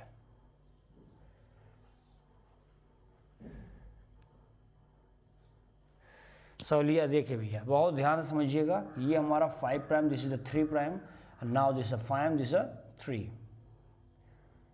अब यहाँ पे थोड़ा इसको भी ये करिए, 5 प्राइम 3 प्राइम 5 प्राइम 3 प्राइम। हमने दोस्त सिर्फ यहाँ पर एक अपना एमआरएनए डाल दिया है, उस एमआरएनए पर हमने क्या सिस्टम बैठा दिया है वो आपको दिखाने वाला हूँ। देखो ऐसा करो कि इसको ये वाला लाइन थोड़ा सा नीचे करो। देखो कुछ मैं आपको एक ट्रिक सिखाने वाला हूँ, बहुत मज़ा आने वाला है। यहाँ बनाओ, ठीक है ना, मैंने ऐसे बना दिया। आपको पता है कि इस तरह से सर हमारे पास एक सिस्टम है, ये हमारा 5 प्राइम हो जाएगा, ये हमारा 3 प्राइम हो जाएगा। देखो अब यहाँ पर मान लेता हूँ कि एक कोड मैं लगाता हूँ AUG। ये याद करिएगा दोस्त कि जब इस प्रकार का कोड हो तो उसको हम कोडान कहते हैं। क्या है हमारे लिए? कोडान। तो ये हमारा mRNA स्ट्रैंड बन के तैयार हो गया। अब यहाँ आगे देखो कोडान एक और देता हूँ, इसके लिए कोडान, इसके लिए भी एक कोडान डालता हूँ कोई, तो इसके लिए बेटा डाल देता हूँ वही UAC, ठीक है ना। ये कोडान बन के रेडी हो गया। अब यहाँ पर सवाल ये है कि सर ये कोडान लग जाने से क्या मतलब है? तो ध्यान देना, टीआरएनए ही एक है, एडाप्टर का काम करता है, एक हाथ से पकड़ता है साइटोप्लाज्म से क्या स्पेसिफिक अमीनो एसिड को, एक साइड में आ करके एक इसको रीड भी कर लेता है। तो ये जान रखिएगा कि रीड करता है, किसको? जेनेटिक कोड को रीड भी करता है, अमीनो एसिड को साइटोप्लाज्म से लाने का भी काम करता है, इसलिए हम इसको एडाप्टर का काम देते हैं, जो क्लोवर टाइप का होगा। अभी इसमें इस वैज्ञानिकों का नाम भी आएगा जिसने बताया था। अब आप इसको समझिए, ये बन गया। अब हम क्या करेंगे, देखो ये हमारा कोडान है दोस्त, इस कोडान का जरा हमें कॉम्प्लीमेंट्री बताना। तो याद करिएगा, हमने पढ़ाया होगा आपको AGTC, है ना। थायमिन आप जानते हैं किस तरह से चेंज हो, यूरेसिल से था, तो AU से, क्योंकि RNA में देख रहे हैं G का C के साथ, तो कॉम्बिनेशन बनाइए। जरा A है, A का जरा ध्यान रखो, क्या हो जाएगा? U का बता बाबू C, G का बता बाबू U। तो जरा ध्यान से देखो भैया, ये जो बनाया है आपने, इसको मैंने क्या कहा है? ये हमारा एंटी कोडान है। तो एक हमारा ये कोड है, कोडान है, उसका जो कॉम्प्लीमेंट्री है ये हमारे लिए क्या कहलाता है? Anti codon. तो ये हमारा एंटी कोडान वाला साइड हो गया। क्या यहाँ तक बच्चे समझ में आ रहा है? ये सब ध्यान रखना, ये पूरा का पूरा हमारा ये सब ट्रांसफर RNA की बात मैं कर रहा हूँ, ये सब सही है। अब जरा इसका बताओ, UAC का बेटा हमारा क्या हो जाएगा? तो यहाँ जरा ध्यान से देखिए, U में A है ना, A के लिए बेटा क्या हो जाएगा यहाँ पे? C के लिए बेटा क्या हो जाएगा? G। तो ये हमारा क्या हो जाएगा? G। तो ये दोस्त हमारा फिर से बन के रेडी हो गया, वही एंटी कोडान हो गया। तो ये कोडान, ये एंटी कोडान, ये सब हमारे इसको रीड करते रहते हैं। उसके अलावा हम क्या करते हैं, एक सिस्टम देखने को आपको ये मिलेगा कि दोस्त ये जो हमारा बना है कोडान, इस कोडान का जो एंटी कोडान देख, इसी एंटी कोडान को देख करके वहाँ प्रोटीन बनेगा। तो ये जो हमारा UCU जो बन के, देखो यहाँ गलती हो गई, UCG क्या हो जाएगा यहाँ पे? UCA, सही है। अब जरा दिमाग लगाओ कि ये जो बना है दोस्त, ये किसके लिए है? सेरिन के लिए है। तो यहाँ पर आप इसे लिख दो, इसे, ये हमारा क्या है? सेरिन के लिए हो जाएगा।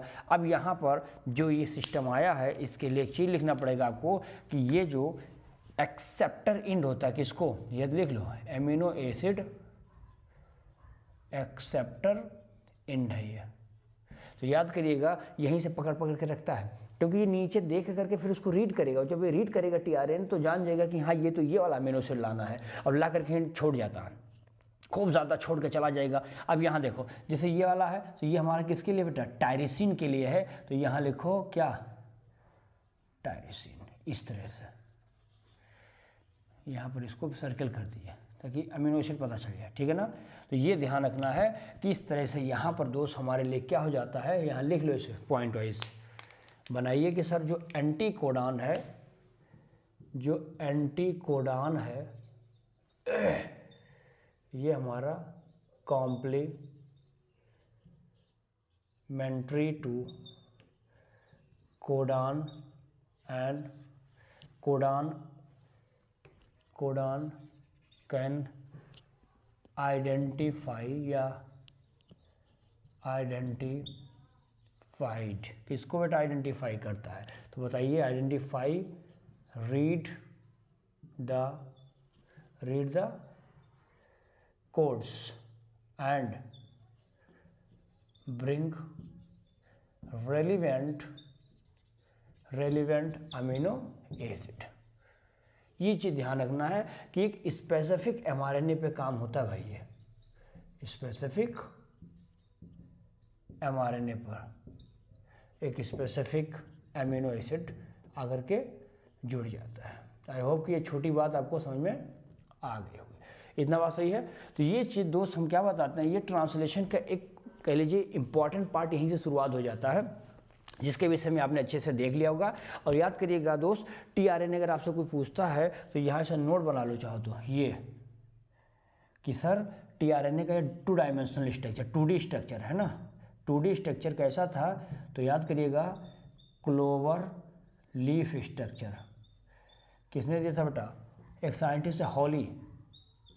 तो हॉली भाई साहब ने कहा कि हम इस स्ट्रक्चर को एज ए 2 डायमेंशनल में शो करेंगे, जो कि बिल्कुल क्लोवर की तरह दिखेगा, क्लोवर लीफ की तरह दिखेगा। उन्होंने इस तरह से दिया है। हालांकि ये आप देखेंगे तो ये हमारा बेटा 3D स्ट्रक्चर में आप देखेंगे तो ये एल शेप्ड में दिखेगा, एल शेप्ड में दिखता है। ये बात सही है। तो ये इंपॉर्टेंट बात है, इसको इसे स्टार बना के लिख लीजिएगा। अब यहाँ पे एक चीज़ ध्यान रखिएगा, टीआरएनए किसके पास नहीं होता? स्टॉप कोडॉन के पास। ये भी यहाँ पर लिखो कि सर जो स्टॉप कोडॉन है, स्टॉप कोडॉन के पास नो टीआरएनए। क्या नहीं होता है? टीआरएनए उसके पास नहीं होता है। बाकी आप समझिए क्योंकि एंटी कोडॉन का काम क्या होता है, कोडॉन का काम क्या होता है। इस प्रकार से ये काम शुरू कर जाते हैं। और एक चीज़ याद रखिएगा, सबसे पहली मर्तबा टीआरएनए को एक्टिवेट होने के लिए एनर्जी की आवश्यकता पड़ती है, और वह अपने आप एनर्जी लेता है। और इस प्रकार की जो प्रोसेस चलती है बेटा, उसको हम यहाँ से स्टार बना के लिखते हैं। बताइए उसको क्या बोलते हैं? वो हो जाता है हमारा अमीनो एसिड, है ना, प्लस अगर इसी टीआरएनए में आकर के जोड़ता है अमीनो एसिड, है ना, तो इस प्रोसेस को हम लोग बोलते हैं अमीनो एसिड टीआरएनए, या इसको बोल देते हैं बेटा हम लोग चार्ज टीआरएनए, चार्ज टीआरएनए। तो ये ध्यान रखना बेटा, इस प्रकार से ये हमारा प्रोसेस चलने लगता है। क्योंकि पहली मर्तबा किसी चीज़ को एनर्जी चाहिए तो खर्च करना पड़ेगा। उस एनर्जी के रूप में ही हमारा अमीनो एसिड जाकर के टीआरएनए से बाइंड करता है, जिससे वो हमारा अमीनो एसिड टीआरएनए चार्ज हो जाता है। इसको बोलते हैं अमीनो एसिड टीआरएनए या चार्ज टीआरएनए के नाम से जाना जाता है। सही है बात यहाँ तक? अब आपको मैं लाइन बता देता हूँ। जो चीज़ समझना ये है कि अगर हम इस पूरे स्टेप्स को देखेंगे बेटा, तो स्टेप्स में आपको ये समझना है कि इसके कई सारे पार्ट हो जाएंगे। जैसे मान लीजिए स्टेप्स में अगर मैं सीधा बताऊँ यहाँ से, ऐसे देखो, राइबोसोम जो होता है बेट हमारा क्या होता है? साइटोप्लाज्म के अंदर मौजूद है। इसमें सबसे पहले अगर प्रोसेस अगर आपसे पूछा जाएगा तो कह दीजिएगा इनिशिएशन होता है, इनिशिएशन। तो नंबर 1 बेटा इनिशिएशन, अर्थात ये है कहीं ना कहीं एक एनर्जी है जो टीआरएनए को मिलना है। तो ये क्या होता है बेटा? यह एक एनर्जी है ना। यहाँ से क्या मिलता है? एक एनर्जी मिलता है जो नीड होती है किसको? टीआरएनए को, उसको चार्ज होने के लिए, है ना। जहाँ पर amino acid transfer RNA synthetase enzyme का इस्तेमाल किया जाता है। किसका होता है? एमिनो एसिड टीआरएनए सिंथेटेज, ये ध्यान रखिएगा, इस्तेमाल होता है। इसमें क्या करते हैं बेटा? इसमें जो हमारा स्मॉल सब यूनिट होता है राइबोसोम का, स्मॉल सब यूनिट, स्मॉल सब यूनिट, है ना, ये राइबोसोम का, किसका? ऑफ राइबोसोम का, ये अटैच हो जाता है, ये अटैच हो जाता है बेटा किसके साथ? टीआरएनए के पास, टीआरएनए के पास। ब्रैकेट में लो टेम्पलेट, क्या हो जाएगा ये? टेम्पलेट। दिस इस अच्छा, इस स्मॉल यूनिट को आप देखेंगे कि उसको अलग करना है बड़े यूनिट से। दोस्तों याद करिएगा, जिसकी नीड होती है वो कैल्शियम है। ये सॉरी मैग्नीशियम। तो ये मैग्नीशियम की हेल्प से क्या होता है? सेपरेट हो जाता है बड़ी यूनिट हमारी किसके साथ? छोटी यूनिट। जब अलग हो जाते हैं तो इस प्रकार से प्रोसेस हमारा कंटिन्यू चलने लगता है। लेकिन वहीं पर लार्ज यूनिट की कमाल क्या है? ये तो चलो स्मॉल यूनिट में इस प्रकार से प्रोसेस कुछ रहते हैं।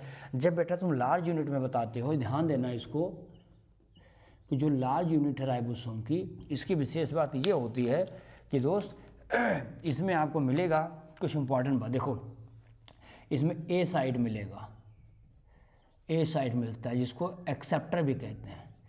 ये हमारा क्या करता है? एक्सेप्टर, यानी एमिनो एसिड साइट होता है। यहीं पर दोस्त क्या होता है? जो हमारा चार्ज्ड टीआरएनए है, ये बाइंड हो जाता है। क्या रहता है? ये बाइंड होता है एट दिस प्लेस।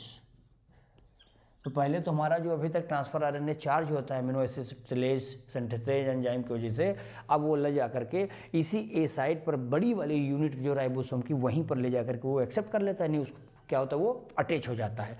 एक साइड बेटा और बताइए इसमें एक तो ए साइड दिख गया, दूसरा पी साइड। पी साइड क्या कहता है देखो, पी साइड में बेटा आप बताइए, इसको हम पेप्टाइडल साइड बोलते हैं। क्या बोलते हैं? पेप्टाइडल साइड, है ना। यानी अब ये पेप्टाइड बनेगा, यहाँ फॉर्म होगा पेप्टाइड बॉन्ड फॉर्म। जब बहुत सारे अमीनो एसिड जुड़ते चले जाते हैं तो आपको पता होगा पेप्टाइड बॉन्ड से जुड़ जाते हैं और एक पॉलीपेप्टाइड चेन बना देते हैं अमीनो एसिड का। तो ये हो गया एक साइड बेटा। इसमें और दिखाइए, एक होता है ई साइड। क्या होता है ये? यहाँ लिख दो ई साइड, एग्जिट, है ना। क्या बोलते हैं इसको? एग्जिट पोल नहीं है भैया, ये कोई बिहार का नतीजा नहीं आ रहा आज। ये हमारे लिए क्या बेटा? एग्जिट साइड, है ना। क्या करता है ये बताता है एम्प्टी ट्रांसफर आरएनए। जो हमारा ट्रांसफर आरएनए एम्प्टी होता है और यहाँ से वो क्या हो जाता है? एग्जिट हो जाता है, बाहर निकल जाता है। तो ये इनिशिएशन का प्रोसेस है। अब हम बात करेंगे इसके सेकंड प्रोसेस में, जिसमें आप देखेंगे इलोंगेशन आने वाला है। इलोंगेशन आएगा, फिर टर्मिनेशन आएगा, जिसमें एंटी कोडान जुड़ा रहेगा। बात सही है? तो ऐसा करो कि इसको इसमें सॉल्व लीजिए, फिर हम इसका इलोंगेशन पार्ट बताते हैं। सही है? हाँ, तभी मज़ा आएगा, क्योंकि इसमें नहीं आएगा। चलिए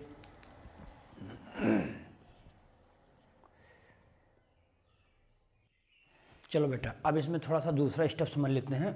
पहला तो आपने देख लिया इनिशिएशन, बेटा दूसरे में इलोंगेशन है। इलोंगेशन मतलब होता है कि एक लंबी चेन बना देना, किसकी? पॉलीपेप्टाइड की। पॉलीपेप्टाइड मतलब एक प्रोटीन का एक चेन बन जाना। उस पेप्टाइड पॉलीपेप्टाइड के चेन को बाद में फाइनली क्या करना? टर्मिनेट कर देना with the help of the codon की वजह से। देखिए ट्रांसफर आरएनए ट्रांसफर करता है, देखो टीआरएनए ट्रांसफर करता है अमीनो एसिड को, कहाँ पर? टू नेक्स्ट कोडान के पास। अभी जो बताया था देखो ये बना दिया है। राइबोसोम मूव कर जाता है बेटा टू नेक्स्ट कोडान की तरफ ऑन द एमआरएनए किस डायरेक्शन में? 5 to 3 डायरेक्शन में। जैसे देखो ये पूरा एमआरएनए नीचे है, इस पर मैंने दिखा दिया राइबोसोम की यूनिट है, ये बड़ी छोटी यूनिट सब दिखाई गई है। इस पर हमने 3 साइड होता अभी बताया था मैंने, APA यानी एक्सेप्टर है, प्रमोटर है, एक्सेप्टर है, और उसको क्या करता है? एग्जिट करने वाला। ध्यान रखिएगा, ई मतलब एग्जिट, जो बाहर से निकल जाना है इसको। ये तीनों साइड दिखाए गए हैं। यहाँ पर देखिए ये हमारा ये जैसे ये वाला एरिया है टीआरएनए का। टीआरएनए मतलब होता है एडॉप्टर का काम करना। एक साइड में अमीनो एसिड को पकड़ के साइटोप्लाज्म से लाता है, दूसरी साइड में उस कोडान को क्या करता है? वो रीड करता है कोड को। तो देखें यहाँ पर पहले नंबर पे ये कंटिन्यू चले जाते हैं और फाइनली आप देख लीजिए खूब ज़्यादा बनते एक चेन बन जाता है, जिसमें बन जाता है पॉलीपेप्टाइड या पेप्टाइड बॉन्ड का एक फॉर्मेशन शुरू हो जाता है। फाइनली यहाँ पर पॉलीपेप्टाइड चेन बन जाती है, और जो हमको चाहिए अब उस पॉलीपेप्टाइड चेन को अलग करना है तो आपको थर्ड प्रोसेस लेना पड़ेगा, टर्मिनेशन कहते हैं। टर्मिनेशन के लिए कुछ फैक्टर यूज़ किए जाते हैं, कुछ यहाँ पर स्टॉप कोडान लगा दिए जाते हैं। देखो बेटा आकर ये कब होता है? जब ए साइड पर एमआरएनए क्या करता है? इनकाउंटर कर जाए किसी स्टॉप कोडान के साथ, यानी उसको पता चलेगा कि आगे हमको कुछ प्रोसेस करने की आवश्यकता नहीं है। ए इंड पर एक ए रिलीज फैक्टर लगा होता है जो बाइंड करता है बेटा किसके साथ?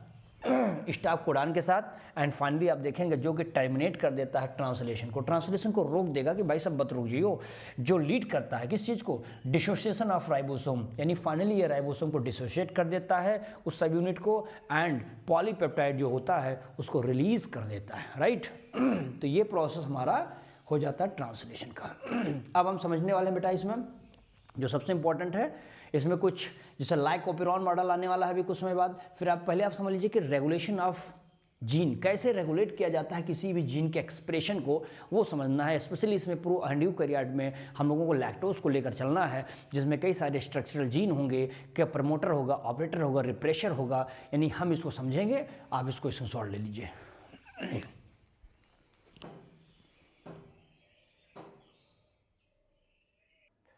चलो बाबू अब आगे इसमें देखते हैं। देखिए अब जो बेहतर चीज़ है बेटा रेगुलेशन ऑफ जीन एक्सप्रेशन, यानी जीन को कैसे एक्सप्रेस आप कर सकते हैं। आपके बॉडी में जीन है, वो जीन प्रोटीन बनाएगा नहीं बनाएगा। यदि वो प्रोटीन बना रहा है तो कोई भी एनिमल, कोई भी ऑर्गेनिज्म जिंदा रहेगा या नहीं रहेगा, उसको जानने के लिए हम लोगों को दोस्त क्या करना पड़ता है। प्रोकैरियोट के केस में आपको पता कि एक कंपार्टमेंट नहीं होता है, एक ही कंपार्ट, एक ही घर होगा, उसी में ट्रांसलेशन और ट्रांसक्रिप्शन क्या होते हैं, दोनों एक साथ पाए जाते हैं। मेन रेगुलेशन इसका हमेशा ध्यान रखिएगा किस लेवल पे होगा, ट्रांसक्रिप्शन के लेवल पर होता है। और यहाँ पर आप देख सकते हैं ये प्रोसेसिंग, अब एक चीज़ और समझिएगा, बहुत इंपॉर्टेंट बात है यहाँ पे, यूकैरियोट के केस में रेगुलेशन जो होगा जीन का वो मल्टीपल लेवल पे हो। किस किस लेवल पे, देखो ट्रांसक्रिप्शन लेवल पे, प्रोसेसिंग ऑफ HNRNA को, यानी हेट्रोजीनियस न्यूक्लियस वाला जो बताया था RNA, वो चेंज जब होता है mRNA में कन्वर्ट होकर के उस लेवल पर रुक जाएगा, काम ही नहीं होगा। ट्रांसपोर्ट जब mRNA का हम लोग न्यूक्लियस से करते हैं, कहाँ पर, साइटोप्लाज्म से, वहाँ पर हो सकता है, या ट्रांसलेशन के लेवल पर हम इस जीन के एक्सप्रेशन को रोक देते हैं। जब एक जीन के एक्सप्रेशन को रोकोगे तो वो आगे प्रोसेस को कंटिन्यू नहीं कर पाएगा, फाइनली वो डेड हो जाएगा, प्रोटीन का फॉर्मेशन ही नहीं हो पाएगा। नहीं, ट्रांसलेशन और ट्रांसक्रिप्शन को रोकने की प्रोसेस में बात बता रहा हूँ।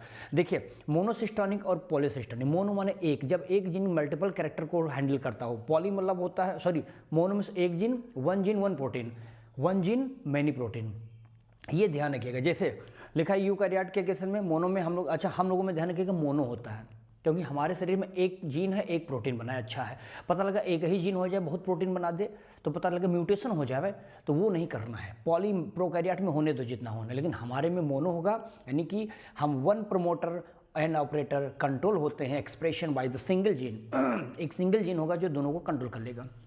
जैसे आप जानते हैं, एक बल्ब जलाते हो, बल्ब लाइट, एक स्विच ऑन करो एक बल्ब जल जाएगी, एक स्विच ऑन करो एक फैन जल जाएगा। तो ये हमारा क्या, वन जीन वन एक्सप्रेशन। यहाँ पर आओ, प्रोकैरियोट के केसेस में ये लीड करता है एक्सप्रेशन को मैनी जीन के साथ। ठीक है, बहुत सारे, one promoter one operator control by the many gene, one switch contain various small bulb. Diwali में एक बल्ब, एक स्विच ऑन करते हो, देखो बहुत सारे बल्ब जल जाते हैं, तो क्या है वो, पॉलीसिस्टोनिक। बैक्टीरिया के केस में ओपेरॉन कॉन्सेप्ट क्या कहता है, देखो ये कहता है इसमें एक प्रमोटर होगा एक ऑपरेटर होता है, दोस्त ये एक्सप्रेस करते हैं मल्टीपल जीन को जो रिलेट करते हैं सेम पाथवे में। ठीक है ना, जैसे जो एनर्जी सोर्स लोगे उसी आधार पर बन जाता है। जैसे लैक्टोज करोगे तो lac operon, valine enzyme, valine operon, arabinose ARB, trypto यानी मतलब ट्रिप्टोफैन, ये भी ओपेरॉन है, हिस्टिडीन ओपेरॉन। ये जितनी भी चीज़ आपके सामने है दोस्त, ये एनर्जी सोर्स है। बैक्टीरिया में जो हम यूज़ कर रहे हैं उसी के आधार पर इसके नाम को हम लोग दे देते हैं। स्पेशली लैक्टोज का इस्तेमाल बैक्टीरिया में किया जाता है क्योंकि उसके लिए एनर्जी का सोर्स लैक्टोज होता है। देखो इसमें बेटा कई साइट, कितने साइट होते हैं, RSOP। आर बोले तो क्या है, हमारे इनहिबिटर या रिप्रेशर कहते हैं, जहाँ पर आकर के ऑपरेटर से बाइंड करता है। यस बोले तो हमारा क्या होता है कि स्ट्रक्चरल जीन होता है, जिसमें आप देख सकते हैं ZYA 3 स्ट्रक्चरल जीन है। जेड होता है बीटा गैलेक्टोसाइडेज एंजाइम बनाता है जो कि लैक्टोज को ब्रेक करता है, किसमें, ग्लूकोज में और गैलेक्टोज में। वहीं पर वाई जीन हमारा जो होता है परमेज एंजाइम होता है जो कि परमेबिलिटी बढ़ा देता है उसकी जो मेम्ब्रेन होती है बैक्टीरिया की, जिससे लैक्टोज उसकी पूरी बॉडी में क्या हो जाए, एब्जॉर्ब हो जाए, पहुंच जाए। हमारा जो ए जीन है ट्रांसएसिटिलेज एंजाइम होता है जो एक्टिविटी को बढ़ा देता है, किसकी, बीटा गैलेक्टोसोर्ट को और परमेज एंजाइम के एक्टिविटी को इंक्रीज कर देता है, जिससे वो बैक्टीरिया अच्छे से सर्वाइव कर सके। कैसे काम होता है, लाइकोपेरॉन में देख लीजिए, PIPOZYA ये सारी पूरी साइड होती है। P बोले तो हमारा क्या है, प्रमोटर जो हमारा होता है फॉर द रिप्रेशर के लिए, और देखेंगे आई मतलब इनहिबिटर यानी उसको रोक देने वाला, रिप्रेशर भी होता है। ये जो P एक और होता है ये हमारा कॉमन प्रमोटर होता है, ध्यान देना। बाकी वो हमारा जो होता है आपको पता होगा। बाकी ये ZYA स्ट्रक्चरल जीन होता है, ध्यान से समझिएगा बेटा। जब हमारा I होता है ये देखिएगा, ये हमारा रिप्रेशर mRNA होता है, और इसे रिप्रेशर यहाँ पर देखो जैसे बाइंड कर दिया, बाइंड करने से क्या होता है, ये पूरा का पूरा एरिया हमारा बाइंड हो जाता है किसके साथ, है ना, इसके साथ ऑपरेटर के साथ बाइंड होता है, जिससे ऑपरेटर की पूरी प्लानिंग ब्लॉक्ड हो जाती है। ठीक है, तो यानी ये कब होता है, जब हमारे पास इंड्यूसर ना हो, अर्थात इंड्यूसर क्या होता है, जो प्रमोट कर देता है यानी पॉजिटिव उसको करता हो, अर्थात इसमें लैक्टोज नहीं होगा। जब ये होगा ही नहीं, कुछ काम होगा नहीं, mRNA बनेगा नहीं, ये कोई भी एंजाइम हमारा कोई प्रोडक्ट नहीं बनाएगा, अर्थात यहाँ पे ट्रांसक्रिप्शन या ट्रांसलेशन क्या हो जाएगा, बंद हो जाएगा। लेकिन जैसे आप इंड्यूसर लगाते हो, इंड्यूसर बोले तो लैक्टोज एनर्जी देते हो, अब बैक्टीरिया को जैसे एनर्जी दोगे बेटा, देखो यहाँ पे ये हमारा बना रहा था अपना mRNA वाला पार्ट, रिप्रेशर था, यहाँ पर हमने बस एक इंड्यूसर लैक्टोज को यहाँ पर क्या कर दिया, बाइंड कर दिया इसके साथ। जैसे बाइंड किया आपने देखा वो इनएक्टिव कर दिया रिप्रेशर की उस वजह को, उसकी पूरी पावर को इनएक्टिव कर दिया, mRNA बन के तैयार हो गया, सारी चीज़ें बीटा गैलेक्टोसिडेज यहाँ पर पूरी की पूरी चीज़ें, ये जितनी ग्लूकोज थी वो सब बनना शुरू हो जाती हैं, क्योंकि यहाँ पर आपने क्या लगा दिया, इंड्यूसर लगा दिया, अर्थात लैक्टोज का यूज़ कर दिया। यहाँ तक बात समझ में आई बेटा? अगर समझ में आई है तो स्क्रीनशॉट लीजिए। फिर हम बात करते हैं ह्यूमन जीनोम प्रोजेक्ट के बारे में और DNA फिंगरप्रिंटिंग। 2 टॉपिक बचे हैं। पहले इसको आप इसमें सॉल्व लीजिए फिर बताता हूँ। चलिए जल्दी करिए।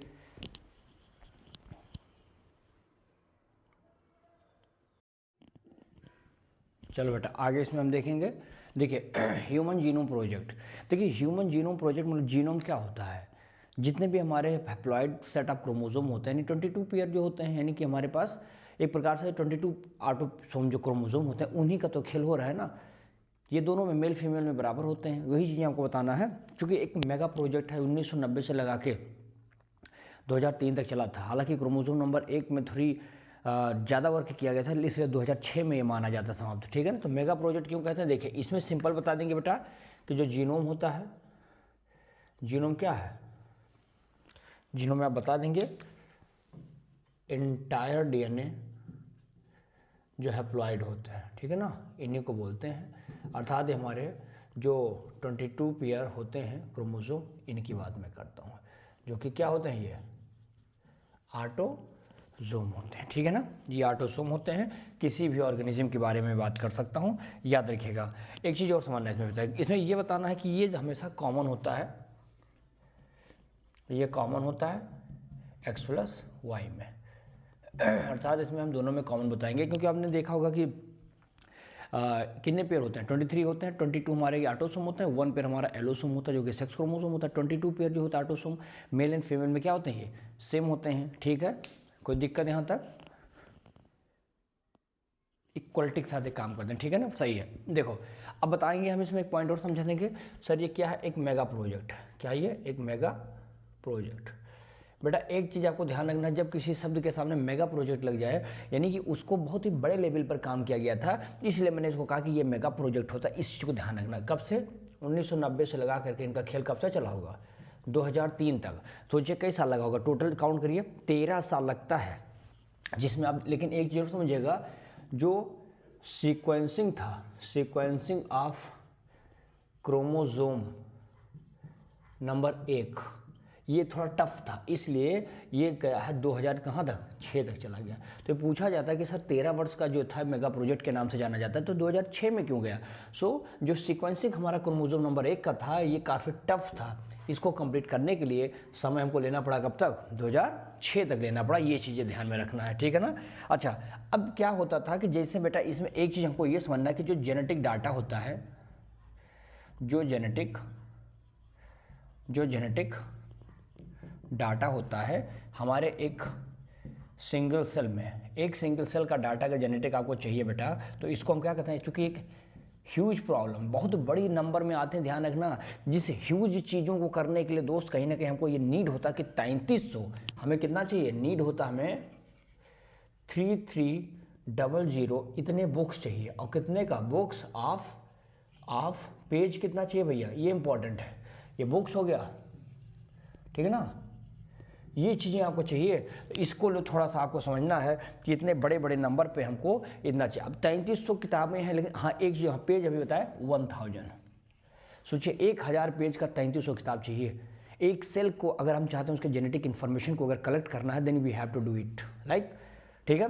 चलिए एक चीज़ आगे समझेंगे। अब हम समझेंगे दोस्त, इस प्रकार से यहाँ पर हमको ये समझना है कि जो टोटल हमें सीक्वेंस किया गया था, हमको कितना पैसा खर्च करना पड़ा था, ये भी है समझ लो।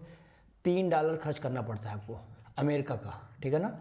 इस प्रकार से हमारे शरीर में 3 बिलियन होते हैं, और टोटल पैसा जब खर्च करोगे बेटा तो कितना खर्च हो जाता था, 9 बिलियन।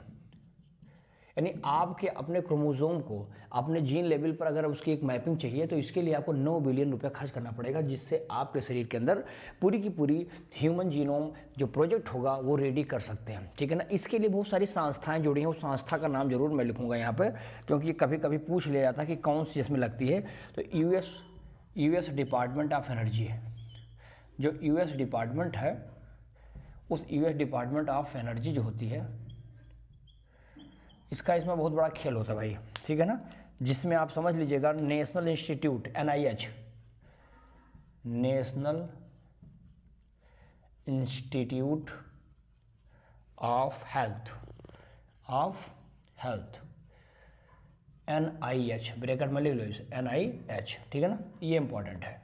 और इसी में बेटा कुछ वेलकम ट्रस्ट भी आते हैं, वेलकम ट्रस्ट होते हैं। ये वेलकम ट्रस्ट भी हमारे कहाँ के हैं, यूनाइटेड किंगडम के होते हैं। हालांकि इसमें कई सारे कंट्रियों ने बेटा बाद में सपोर्ट किया, चाहे वो चाइना हो, चाहे वो फ्रांस हो, चाहे वो जापान हो, ये सब लोगों ने मदद किया। हालांकि इसमें देखिए जापान था, चाइना था, है ना, इसी में आप बताइए कि इसमें फ्रांस ये भी इन्वॉल्व हो गया था, है ना, ये सारी चीज़ें, और ख़ास तौर पर जर्मनी, ये सब मिल करके कहीं ना कहीं फाइनली हमारे पास कहाँ पर आ गए, कांटेक्ट में आए और इसकी सपोर्ट में लग गए। तो ये क्योंकि एक मेगा प्रोजेक्ट था, आज अगर ये सफल एक व्यक्ति एक देश कर लेता तो सब लोगों को भी मदद मिल जाती इससे, इसलिए इन लोगों ने सोचा क्यों ना हम इसकी कुछ व्यवस्थाएं करें। देखो इसमें दोस्त क्या होता है ना, इसके कुछ हमने प्लान कर रखा है, उस प्लान पर हम काम करेंगे, लेकिन रिजल्ट, जैसे मान लेता हूँ कि मुझे 5000 जीन के बारे में पता करना है, लेकिन क्या ये हमारा डाटा बिल्कुल एक्यूरेट हो सकता है? नो। हो सकता है कि हम 5000 जीन के बारे में गेस करते हों कि बॉडी में 5000 जीन है और इसके बारे में डिस्कस करनी है, पढ़ना है, लेकिन जब हम डिस्कस करते रहे तो हो सकता है वो 8000 जीन आ जाए। तो हम एक प्रकार से जो हमारा यहाँ गोल है उस गोल को देखेंगे, फिर हम दोस्त इसके बाद देखेंगे कि जो उसका रिजल्ट आता है। दो चीज़ों को एक साथ लेकर मैं चलूँगा जिससे पूरा का पूरा क्लियर हो जाएगा भैया, ठीक है ना। तो यानी पहले हम समझेंगे अपने गोल के बारे में। मान लो तो ये हमारा गोल है, goal of HGP, human genome project का, और एक साइड में हम ले लेंगे यहाँ पे रिजल्ट को, जो रिजल्ट है ऑफ HGP। सही है बात, इस चीज़ को ध्यान से समझिएगा, बहुत मज़े से समझिए। देखो सिंपल आप समझिए बेटा कि हमको आइडेंटिफाई करना है, हमको आइडेंटिफाई करना होता है टोटल कितने सीक्वेंस ऑफ न्यूक्लियोटाइड का, सीक्वेंस ऑफ न्यूक्लियोटाइड का। लेकिन वो न्यूक्लियोटाइड कहाँ पर सीक्वेंस होगा? लगभग 3.3 × 10⁹ बेस पेयर, इतना चाहिए। लेकिन क्या इतना होगा? नहीं। ये हमने एक गेस किया था कि हमारे पास इतने न्यूक्लियो बेस पेयर को हम करेंगे फाइंड आउट न्यूक्लियोटाइड को, लेकिन जब हमको रिजल्ट मिला बेटा तो ये कम हो गया था, यानी हमारे पास तब वो आ गया था कितना, 3.1647 इतने बिलियन, अर्थात इसमें 3.3 बिलियन। अब आप देखिए इतना टारगेट था, रिजल्ट इतना आया, ये समझ आया। एक पॉइंट नंबर पे ये कर लीजिए। एक और बताइए इसमें, सर इसमें ये बताया गया कि हमने आइडेंटिफाई करना था कितने एस्टीमेट जीन को करना था ये, तो हमने यहाँ पर जो एस्टीमेट किया था जीन को बताया कि लगभग 20,000 से लगा के 25,000 तक, ठीक है ना।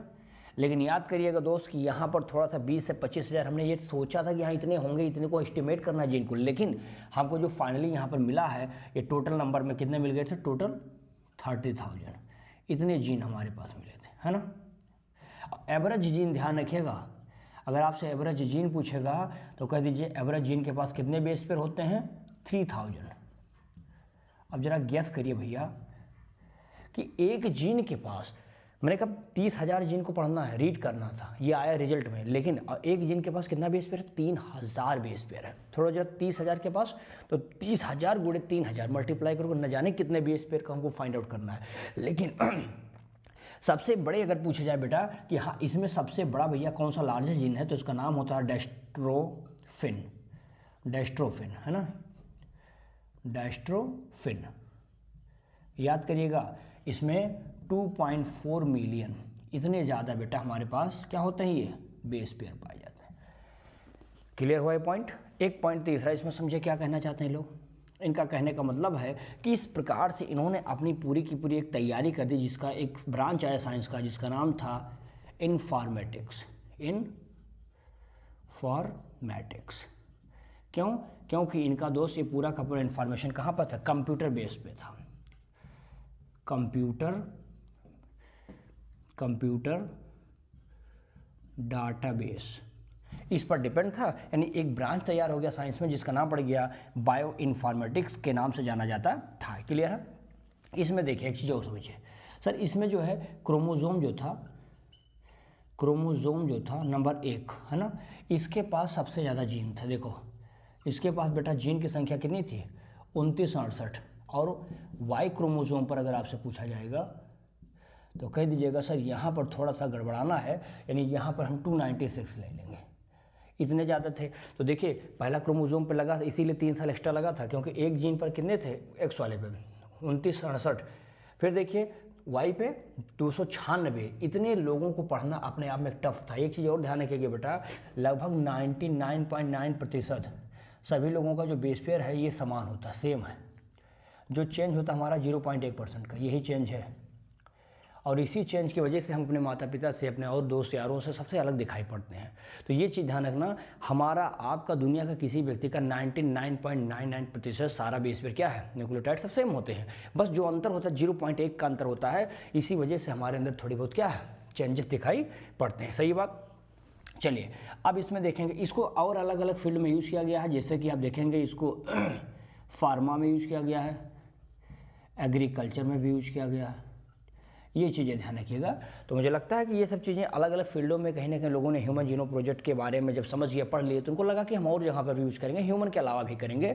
तो इस क्षेत्र में इन्होंने किया। एंड फाइनली ये ध्यान रखना है कि यहाँ पर दोस्त, यह एक प्रकार से एक पॉइंट और चाहिए तो ले लो, यहाँ पर इन्होंने एड्रेस किया था किसको, ELSI, है ना, इथिकल लीगल, जो इनका इथिकल लीगल सोशल इशू, इस चीज़ पर वो ध्यान देना था। ऐसा नहीं कोई कर सकता था कि हाँ भाई हम आपके शरीर में कुछ बदलाव कर देंगे, वह आप में दिक्कत ना हो। नहीं, आपके नैतिकता के साथ दुर्व्यवहार नहीं होगा। आपके कान को उठा के यहाँ नहीं लगा पाएंगे, ना को यहाँ नहीं कर पाएंगे, क्योंकि अगर करेंगे तो बड़ी जिम्मेदारी के साथ उनको जवाब देना पड़ेगा और बहुत सारी दिक्कतें उनके लिए आने लगती हैं। तो ये दोस्त इनका एक टारगेट था। इसी टारगेट को करने के लिए बहुत सारे केसेस में इन्होंने देखा कि हाँ क्या केस में करना है। और ख़ास तौर पे आप जानेंगे इसमें ज़्यादातर ये जहाँ पर रिपीटेटिव डीएनए होता है वहाँ पॉलीमॉर्फिज्म ज़्यादा होता है।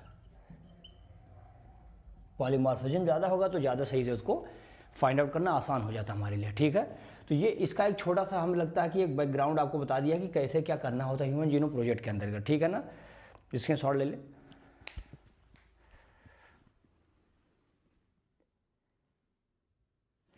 चलो भैया, अब इसमें बेटा हम लोग लास्ट टॉपिक इस चैप्टर का समझेंगे, जिसमें आपको ये जानना है कि सर डीएनए फिंगरप्रिंटिंग होता क्या, या इसी को डीएनए प्रोफाइल कहते हैं। पहली मर्तबा तो आप ये समझ लीजिए, दुनिया का ऐसा कोई व्यक्ति है नहीं जिसका डीएनए मैच करता हो। अब देखिए, आपका थंब लगाइए, आप फिंगरप्रिंट लगाते हो अपना मोबाइल पे, देखा होगा ना, लॉक करने के लिए क्या करते हैं, आप लॉक लगाते हैं, अपने से थंब से खुलता है, दूसरा कोई लगावे चाहे जितनी मर्तबा, एक नहीं एक करोड़ लोग खड़े हो जाएं फिर भी खुलेगा नहीं, बिकॉज आपके थंब की पहचान अलग है, उनकी अलग है, हमारा डीएनए अलग है ना। तो DNA can not be match any people, even आपके फादर क्यों ना हो, आपका भाई क्यों ना हो, आपके मदर क्यों ना, यानी कि आपका ब्लड रिलेशन का कोई क्यों ना हो, कैन नॉट बी मैच, नहीं कर सकता है। तो सवाल ये है कि सर जब डीएनए ही मैच नहीं करता है तो मतलब इससे क्या फ़ायदा क्या नुकसान है। देखिए, हम लोग क्या करते हैं दोस्त, हमको यही पता करना कि डीएनए फिंगरप्रिंटिंग है क्या, और कैसे हम किसी भी फॉरेंसिक के बारे में या किसी भी कह लीजिए कि रिलेशन या कोई पेरेंट हम जानना चाहते हैं कि उनके बच्चे का यही बच्चा है, उनका नहीं है, या कोई क्राइम हुआ है या कोई क्राइम सीन कहीं पर हो चुका है, ऐसे तमाम जगहों पर दोस्त हमको ये पता करने के लिए हम लोग डीएनए फिंगरप्रिंट का सहारा लेते हैं।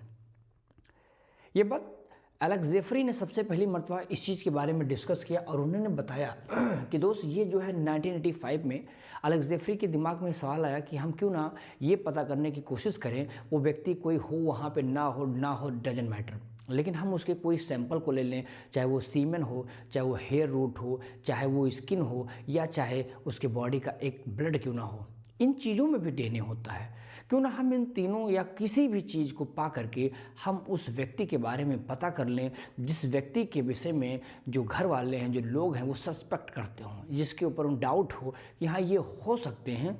अगर डाउट है तो निश्चित तौर पे पता करना काफ़ी आसान हो जाता है। जिससे आप मान लेता हूँ कि दोस्त कहीं क्राइम हुआ, ठीक है ना, वहाँ एक बूंद ब्लड मिला, अब उस एक ड्रॉप ब्लड में क्या करना है आपको, उसके डीएनए को फॉरेंसिक जांच पे भेजिए, चेक कराइए, डीएनए का तैयार कर लीजिए। अब क्या करेंगे, जिस व्यक्ति पे सस्पेक्ट है, मान लीजिए 2 4 5 व्यक्ति जो भी होंगे, उनके भी ब्लड को वहाँ पर निकलवाइए, उनके उस चीज़ को चेक कराइए, डीएनए निकलवाइए 4 व्यक्ति को बुला लीजिए, चारों के ब्लड को लीजिए और उन चारों के डीएनए को निकलवाइए, चेक कराइए। फिर क्या करेंगे, वो जो ब्लड मिला था उस क्राइम सीन पर, उसका भी डीएनए बनाइए। अब क्या करेंगे, जो बूंद ब्लड मिला है उसका अलग डीएनए है, 4 लोगों को जो बुलाए हो उनका अलग डीएनए होगा, जिसका भी डीएनए होगा, जिनका ब्लड होगा, वह ब्लड उन चारों में से उस पर जा करके क्लम्प हो जाएगा, अर्थात वो अपना प्रोब बना देगा। प्रोब मीन्स हाइब्रिडाइज हो जाना, मिल जाना, मिक्स हो जाना, क्लम्पिंग हो जाना, जिसके साथ ऐसी पॉसिबिलिटी बनेगी उसको पकड़ लिया जाएगा, बाकी को कहा जाएगा रवाना हो जाओ, नहीं तो तुम भी इसमें इन्वॉल्व हो तो तुम भी आओ। हालांकि ब्लड जिसका है उसी के साथ वो प्रोब बनाएगा, उसी के साथ वो हाइब्रिडाइज करेगा, तब जाके हाइब्रिडाइज डीएनए जैसे बन जाएगा, पता चल जाएगा कि इन्हीं की कॉम्प्लीमेंट्री है। तो ये जो तरीका है, अलेक्जेंड्री ने 1985 में सबसे पहली मरतबा बताने का काम किया। इन्होंने कहा इसको हम यूज़ कर सकते हैं इन्वेस्टिगेशन के तौर पर, किसी पैटर्निटी के बारे में जानना है या कोई क्राइम सीन हुआ है इन या कोई फॉरेंसिक जांच है, इन सारी चीज़ों के कंफर्मेशन के लिए हम लोग डीएनए फिंगरप्रिंट का सहारा लेते हैं। डीएनए फिंगरप्रिंटिंग में ध्यान रखिएगा 99.9%, अभी मैंने ऑलरेडी आपको बताया है कि ये क्या होते हैं, सेम होते हैं। जो भी वेरिएशन है मात्र 0.1% डीएनए चेंज होते हैं। इसी वजह से हम पहचाने जाते हैं, हम कौन है, फादर कौन है, भाई कौन है, मम्मी कौन है, everyone will be identify with the 0.1% of DNA changes. फिर देखेंगे यूज़ कहाँ पर इसका करते हैं, तो डीएनए फिंगरप्रिंटिंग का यूज़ करते हैं रेपिटेटिव डीएनए सीक्वेंस, जहाँ डीएनए कंटिन्यू। देखो जब हम इसको डीएनए जो होता है बेटा, हम जब इसको सीजियम क्लोराइड लेते हैं, इस पर इसको सेंट्रीफ्यूज करवाते हैं, और जब सेंट्रीफ्यूज होता है तो यहाँ डीएनए के दो पीक मिल जाते हैं, एक हाई लेवल पे होता है, एक थोड़ा बहुत मात्रा डीप, यहाँ पर देखिए इस तरह से होता है। तो इन्हीं सब चीज़ों को हम लोग सैटेलाइट डीएनए के रूप में जानते हैं। लिखा है देखो, जो बहुत मात्रा रिपीट करता है डीएनए उसको हम सैटेलाइट डीएनए कहते हैं। क्या होता है, सैटेलाइट डीएनए के 2-3 पहचान है। सबसे इंपॉर्टेंट, ये नॉन कोडिंग होते हैं, ये पॉलीमॉर्फिज्म इनमें बहुत ज़्यादा होती है, फ्रीक्वेंसी जो है बहुत ज़्यादा, चेंजेस जो होते हैं पॉलीमॉर्फिज्म इस लेवल पर ज़्यादा है। ये इनहेरिटेबल होते हैं, यानी ट्रांसफ़र हो जाने में काफ़ी मदद करते हैं। देखिए जैसे सेंट्रीफ्यूज का सीजियम क्लोराइड पे, ये देखिए ये मेन डीएनए हो गया, ये रिपीट कर रहा है डीएनए, तो रिपीटेटिव डीएनए सैटेलाइट है। सैटेलाइट डीएनए के पास एक क्वालिटी है कि इसके पास या तो एसटीआर रहेगा, शॉर्ट टेंडम रिपीट होगा, या तो वीएनटीआर होगा, variable number tandem of repeat होगा। शॉर्ट टेंडम की पहचान ये होती है कि माइक्रो सैटेलाइट होते हैं, कम, बहुत ही माइन्यूट। ये मिनी सैटेलाइट होते हैं। माइक्रो सैटेलाइट की बात ये होता है कि इसमें शॉर्ट टेंडम होते हैं, जो बेस पेयर होगा मात्र 2 से 6 बेस पेयर होगा, और रिपीट करेगा लगभग 5 से 20 मरतबा, ये 5 to 20 टाइम रिपीट करेगा, जो कि 10 नैनो बेस का होता है, जिसको हम किलो में पढ़ने तो 0.1 किलो बेस का बन जाता है। वहीं पर वीएनटीआर जो variable number of tandem repeat हो रहा है, ये मिनी सैटेलाइट है, वेरिएबल हुआ है, 10 से 60 बेस पेयर इसमें पाए जाते हैं, और इनकी जो रिपीटिंग होती है ये 10 से लेकर के 1000 रिपीट करते हैं, जो 0.1 से लगा करके 20 किलो बेस पेयर इनका जो क्या है साइज होता है। ये बात आई होप कि समझ में आया होगा। अब हम बात करते हैं कि इसके स्टेप क्या हैं, कैसे कैसे चलता है। सबसे पहले जब हम डीएनए को पता करना है तो उस व्यक्ति के शरीर के डीएनए को आइसोलेट करेंगे। Isolation of DNA from any cell, चाहे ब्लड हो, चाहे कुछ भी हो, सीमेन हो, हेयर हो, डीएनए निकाल लीजिए। दूसरे नंबर पे हम क्या करेंगे, एम्पलीफिकेशन कराएंगे, पीसीआर की मदद लेंगे, पॉलीमरेज चेन ऑफ रिएक्शन, जिसमें बहुत ज़्यादा नंबर में हम रिपीट क्या करते हैं, बहुत सारी क्लोन तैयार कर सकते हैं डीएनए की, खूब ज़्यादा नंबर में एम्पलीफिकेशन कर दिया। फिर हमने उसमें डाइजेशन का किया डीएनए को, किसी वजह से रेस्ट्रिक्शन एंजाइम डाला जिसमें डाइजेशन स्टार्ट हुआ। फिर मैंने क्या किया बेटा, यहाँ पर सेपरेशन किया डीएनए का। सेपरेट करने के लिए आपको याद करिए जेल इलेक्ट्रोफोरेसिस बताया था मैंने, जिसमें याद करिएगा कि हम लोग एग्रोस जेल का इस्तेमाल करते थे, इलेक्ट्रिक फील्ड लगाते थे, और उसमें से जो माइन्यूट था पहले वो आगे बढ़ता था कैथोड और एनोड की तरफ। आपको बता चुका हूँ डीएनए के ऊपर नेगेटिव चार्ज होता है just because of the phosphorus, अभी मैंने आपको बताया ही सर। फिर देखिए जेल इलेक्ट्रोफोरेसिस का इस्तेमाल किया। फाइनली हम लोग यूज़ करते हैं एल्कलाई मीडियन का, यानी कि इसमें NaOH का यूज़ करते हैं। क्यों? ताकि वो हमारा जो डबल स्टैंड डीएनए होता है वो कन्वर्ट हो जाए किसमें, सिंगल स्टैंड डीएनए में कन्वर्ट हो जाए। हम चाहते हैं, जरूरी है यहाँ पर, क्योंकि सिंगल होगा तभी तो ये जाकर के बाइंड करेगा सस्पेक्टेड पीपल के डीएनए से, क्लम्पिंग करेगा, ये ध्यान रखना। फिर देखिए हम साउदर्न ब्लॉटिंग करवाते हैं, मतलब ट्रांसफार्मिंग करवाएंगे सिंगल स्टैंड डीएनए को ऑन द सिंथेटिक मेम्ब्रेन। एक सिंथेटिक मेम्ब्रेन का यूज़ किया जाता है जो कि नायलॉन हो सकता है, देखो लिखा नाइट्रोसेलुलोज या नायलॉन। इस पे क्या करते हैं, उसको हम वहाँ पर ट्रांसफॉर्म करते हैं और केप्ट कर देंगे। 80 डिग्री सेंटीग्रेड टेम्परेचर देते हैं, वो भी कब तक, 3 से 5 घंटे का समय लेते हैं, जिससे वो उस पर साउदर्न ब्लॉटिंग के नाम से जाना जाता है। फिर क्या करेंगे यहाँ पे, फिर दोस्त हम इसको प्लेस करेंगे, जो हमारा नाइट्रोसेलुलोज मेम्ब्रेन होता है इसको कहाँ रखेंगे, एक सोल्यूशन में डाल देंगे। याद रखिएगा जिस सोल्यूशन में डालोगे उसमें रेडियो लेबल्ड होगा, सिंगल स्टैंड डीएनए हमारा रेडियो लेबल्ड होगा, जिसको प्रोब के नाम से जाना जाता है, और यही बाइंड करेगा किसके साथ, with the complementary sequence of DNA, और कॉम्प्लीमेंट्री डीएनए के साथ सीक्वेंस के साथ बाइंड करेगा, जिससे वो हाइब्रिडाइज्ड डीएनए का फॉर्मेशन कर देता है। फाइनली हम उस पूरे के पूरे मेम्ब्रेन को क्या करते हैं, वॉश कर देते हैं। washed this membrane and removed unbound probe, जो प्रोब नहीं जुड़े हैं, जो नहीं बने, उनको बाहर कर दिया जाएगा। एंड फाइनली हम देख सकते हैं कि जो हमारा हाइब्रिडाइज डीएनए होता है उसको फोटोग्राफ में रख देते हैं, किस पर, एक्सरे फिल्म के अनुसार, by the auto radio biography, जिससे हमें एक लाइट बैंड मिल जाती है और उस लाइट बैंड को ही हम लोग क्या बोलते हैं, डीएनए फिंगरप्रिंटिंग के थ्रू कंफर्म कर लेते हैं। बात सही है। तो दोस्त ये हमारा एक कम समय में लिया गया मॉलिक्यूलर बेसिस ऑफ इनहेरिटेंस आपके सामने दिखाई पड़ा। उम्मीद करता हूँ कि एक छोटा सा प्रयास आप लोगों के लिए रहा है, थोड़ी बहुत बातें समझ में आई होंगी। बाकी आप ईमानदारी से पढ़ते रहिए क्योंकि बोर्ड भी बहुत करीब में आ रहा है, आपके बहुत सारे एग्ज़ाम भी सामने हैं। तो अपने एग्ज़ाम को मद्देनज़र रखते हुए ज़बरदस्त तरीके से पढ़िए, सेल्फ नोट ज़रूर बनाइए। यहाँ से भी बहुत सारी चीज़ें आपको समझ में आई होंगी और सीखने को मिली भी होंगी। उम्मीद है कि यदि आप कंटिन्यू इसके साथ लगे हुए हैं तो बोर्ड में इसका फ़ायदा ज़रूर आपको देखने को मिलेगा और ये छोटा सा प्रयास कुछ ना कुछ कमाल ज़रूर करेगा, क्योंकि ताश में जोकर और ज़िंदगी में लगी ठोकर ये कमाल करके जाते हैं। ठीक है, तो चलिए इसको पढ़िए ईमानदारी से। बाकी हम लोग फिर मिलते हैं एक नए चैप्टर के साथ। तब तक के लिए बहुत बहुत शुक्रिया, thank you so much. Screenshot ले लीजिए, अगर कोई डाउट होगा तो आप क्वेश्चन पूछ सकते हैं। ठीक है, थैंक यू।